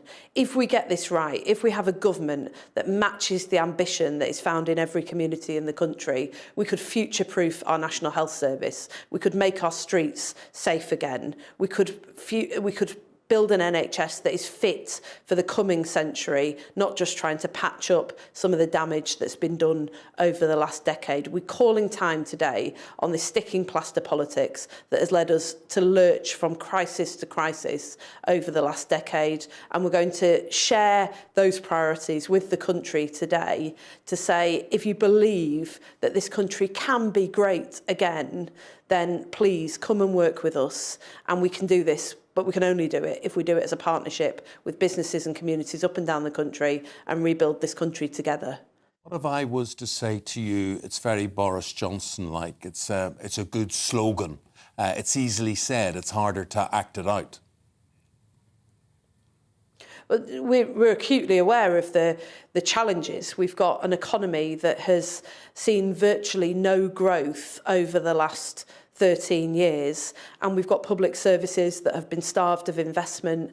We've got communities that have been completely written off by this government, and so many town centres have become no-go areas. We've got over 1 million people on NHS waiting lists, and that was true even before the COVID pandemic. So we are very, very realistic about the challenges that this country faces, but we also know that there is talent, there is assets, there is potential in every part of Britain. We're an island nation. We should be drawing on those natural assets that we've got in hydrogen, in wind, in solar. We should be on the front foot about new nuclear in order to make Britain a clean energy superpower. Instead, we've seen those jobs offshored.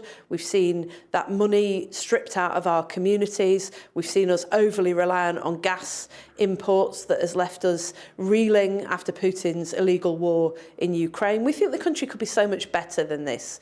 And our commitment to the British people is, at the next general election, every single promise that we make, we will set out how we're going to keep it, how we're going to pay for it, but we'll never let the challenging circumstances after 13 years of Tory government get in the way of our ambition for this country. People have that ambition and we're going to match it. Yeah, so Keir Starmer made a big speech in the new year, didn't he? But slightly overshadowed by the Prime Minister rushing out his the day before, in which the Prime Minister announced his 5 plans for the country, one of which was to try and halve the numbers of people and clearing the backlog of people claiming asylum in this country. I noticed that it's not one of Sir Keir Starmer's 5 ambitions. What would Labour do to try and solve the migrant boat crisis? We absolutely think that it is a national priority to deal with the people smugglers and traffickers who are causing human misery, bringing people illegally into the UK and dealing with the huge asylum backlog that has grown up over the last 13 years. We've been urging the government for years to get on the front foot and do this, to put resources into taking on those criminal gangs, to speeding up asylum applications. And it's absolutely right that we should do that. One of our key priorities that Keir Starmer is going to set out today is about making Britain's streets safer, and that means taking on some of these criminal gangs. But what we can't do is what Rishi Sunak did earlier this year, which is just to set out a few priorities over the next few months to try and repair some of the damage that the Conservative Party has done to this country over the last 13 years. We need to think seriously about where this country is going and start to match the ambition in every part of the country. And that's what we're laying out today. No more sticking plaster politics. We're calling time on that failed, tired, old approach. This country could go places again, and under a Labour government, with partnering with the British people, we're absolutely determined that it will. So today we are seeing what is, in essence, the backbone of a Labour election manifesto. I think that's right, yeah. What we're setting out today will be our priorities in government. Whatever is thrown at us over 2 terms of a Labour government, we are determined that by the end of that second term, after a decade in office, we will have delivered on getting our economy growing again, with every person in every part of Britain able to contribute and able to benefit. We're determined that we'll reinvest that money into our National Health Service, not just to give it the investment that it needs, but to future-proof it for future generations. We think we could lead the world in clean energy. We think that we could use the proceeds of that to rebuild our town centres and make Britain's streets safe again, so that young people in every part of Britain have choices and chances and don't have to get out in order to get on. We think all of that is possible, but it's only possible if we get our economy growing again, and that's why Keir Starmer will be talking about that today here in Manchester about how we're going to do that and about how we're going to make sure that we can deliver on all the things that this country so badly needs. Many commentators see a Labour Party under Sir Keir Starmer as a bit of a return to New Labour, and we saw New Labour's most successful Prime Minister, Tony Blair, yesterday talking about ID cards along with Lord Hague of Richmond. Would that be included in a Labour Party manifesto? Would you embrace ID cards? Well, I haven't read the report in full. I've seen the headlines. And as always with Tony Blair, I think it's a thoughtful contribution to what has become a real problem that we've got. We're living through a technology revolution. It has huge opportunities for Britain, but it's also created enormous problems, and we've got to be able to deal with that. But we haven't committed as a party to supporting ID cards because there is a balance to be struck between the freedoms that people need to be able to exert online without interference from criminal gangs and from others who seek to shut down debate and drive people off the internet, and the freedoms that people exert in the real world, where ID cards have traditionally been a restriction on civil liberties and handing greater power to the state. There's a balance here to be struck. We'll look very carefully at these proposals, as we always do with the proposals that are put forward by Tony Blair. But I think what we really need, actually, is the government to take seriously the issue of policing what is happening on the internet at the moment. We've had an ongoing debate about the online safety bill that has been dragging on for years in Parliament, and we need the government to finally get on the front foot and start to take seriously the security of people online. Well, a lot of people will be taking seriously what Sir Keir has to say today in Manchester. Lisa and Andy, thanks for highlighting it. Lisa, just before you go, just in case you're talking to Sir Keir and you say, Keir, your 5 bold missions, just related to Star Trek again, I'll just give you the full quote. It's 5-year mission to explore strange new worlds, to seek out new life and new civilisations, to boldly go where no one has gone before. Maybe that's what Labour wants to do. Maybe that should be the catchphrase for the day ahead. But now you know. We're in Manchester. I'm not sure that counts as the new frontier, but yeah, all right, I'll do that. When I see him, I'll tell him. Andy. Appreciate it. Thank you very much. I've got a question for you, Eamonn. How many ears does Captain Kirk have? How many? 2. His left ear, his right ear, and his final front ear. Very good, very good, very good. I love that one. Lisa and Andy will be stealing all these jokes. Yes, she will. She's sorted. She will. She'll be doing that. Theo Michaels, the chef, he's going to be here telling you how you can eat your healthy meals by sort of substituting various things. So maybe you mightn't be able to get your courgettes and your cucumbers and your tomatoes. What should you do instead? How to save money on your ingredients and substitute them right after this.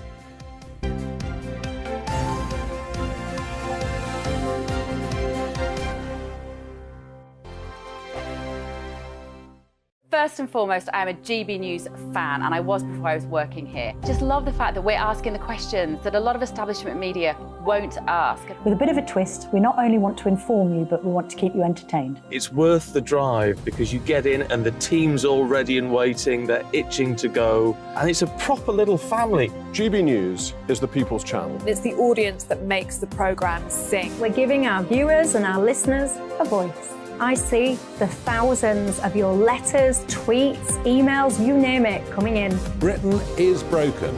How on earth did we get into this mess? But more importantly, how do we get out of it? The establishment had their chance. Now we're here to represent you. It's time for something different. It's time for GB News. I'm very patriotic. I believe in Britain. Our best days lie ahead. Britain's watching. Britain's watching. Join us here on GB News. The people's channel. Britain's news channel.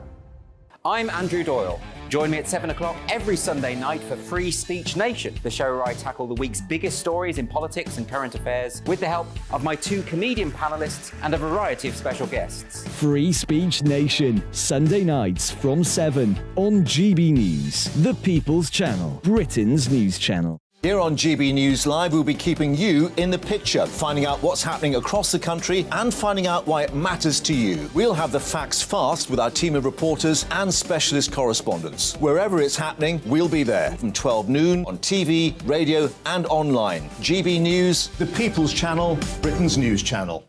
I'm Michael Portillo. Join me on GB News on a Sunday morning for topical discussion, debate, arts and culture, and sometimes even ethical dilemmas. I don't always agree with you, Michael. Michael Portillo, Sundays on GB News, the People's Channel, Britain's news channel. Hello, I'm Michelle Dewberry, and you can join me every weekday 6 till 7 on Jubes and Kerr. You're an inspiration to us all. Clip that bit up. Well, you are. That's my ringtone. My political ambitions those days are gone, I can tell you. She's only teasing. Go on. He's probably going to want to lay down now. I'll give him 2 minutes to have one. Let's respectfully disagree. That's what we like on Jubes and Kerr. Come and join us. GB News, the People's Channel.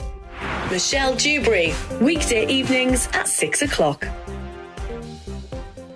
I'm Simon Evans. Join me on GB News for Headliners at 11 p.m. What's the scoop? I'll be joined by 2 of the country's top comedians. That's right. As we take a look at tomorrow's newspapers tonight. We're going to get into trouble. If it's a big story, we'll be covering it. Spill some tea on him.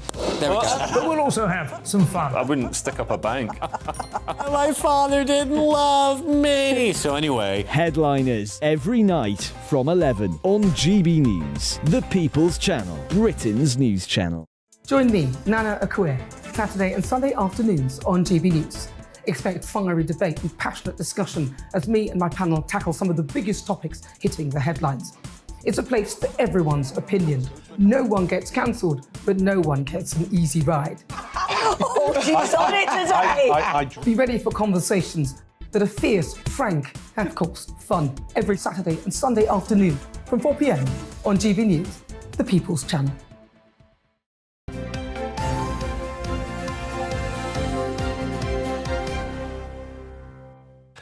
So they're 22 minutes past 9 o'clock. Good morning. Thank you for staying with us because you'll be glad you do. Yes, we really do spoil people with everything on the show. With everything. And we're rustling up here at the end of the programme. We're talking about cooking ingredients. We're talking about shortages at supermarkets. Yeah. So you've got to think about, how you prepare your meals. Maybe you don't prepare meals, but now you should be. Our favourite chef, Theo Michaels, joins us in the studio today. And you have a website or a programme called 5 Dinners, Theo, and 5dinners.com. You're relaunching this. Tell me why.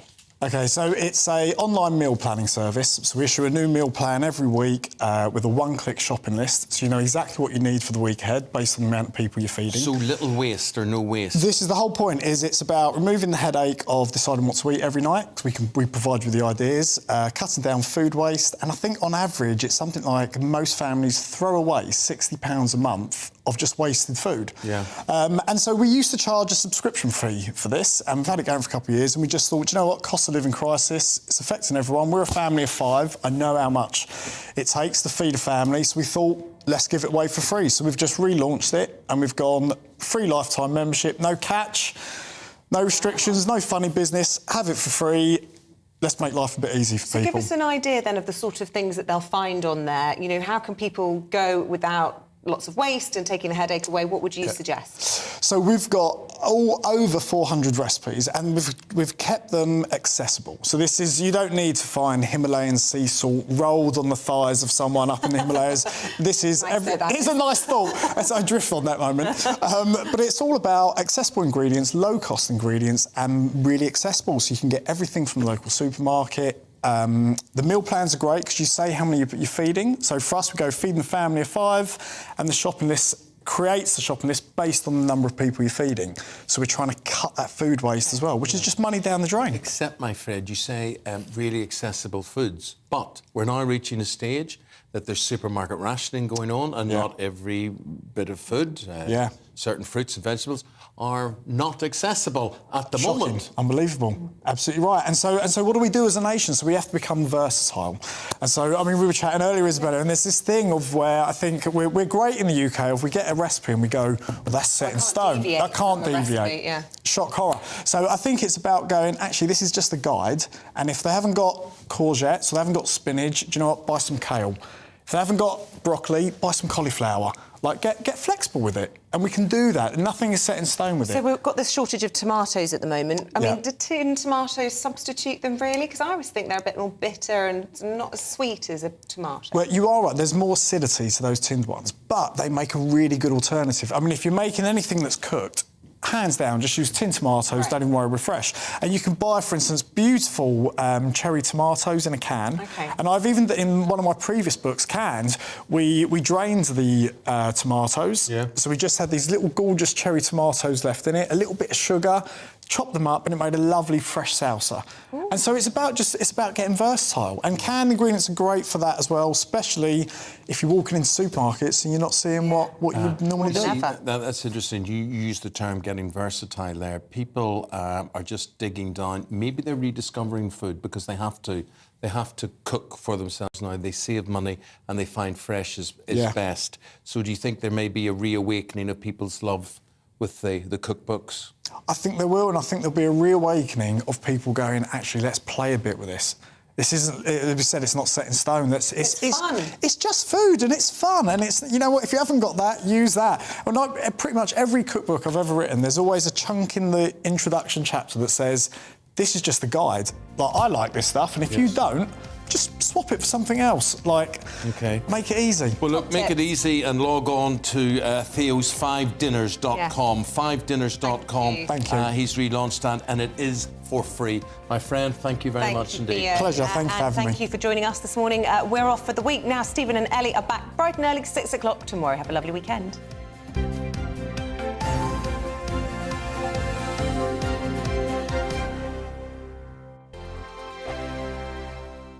It's all about family, being in people's living rooms, all the interaction and getting to know who our viewers and listeners are. When I was young, my dad used to say, Nana, stop arguing. I wanted an outlet that would enable me to give my opinion.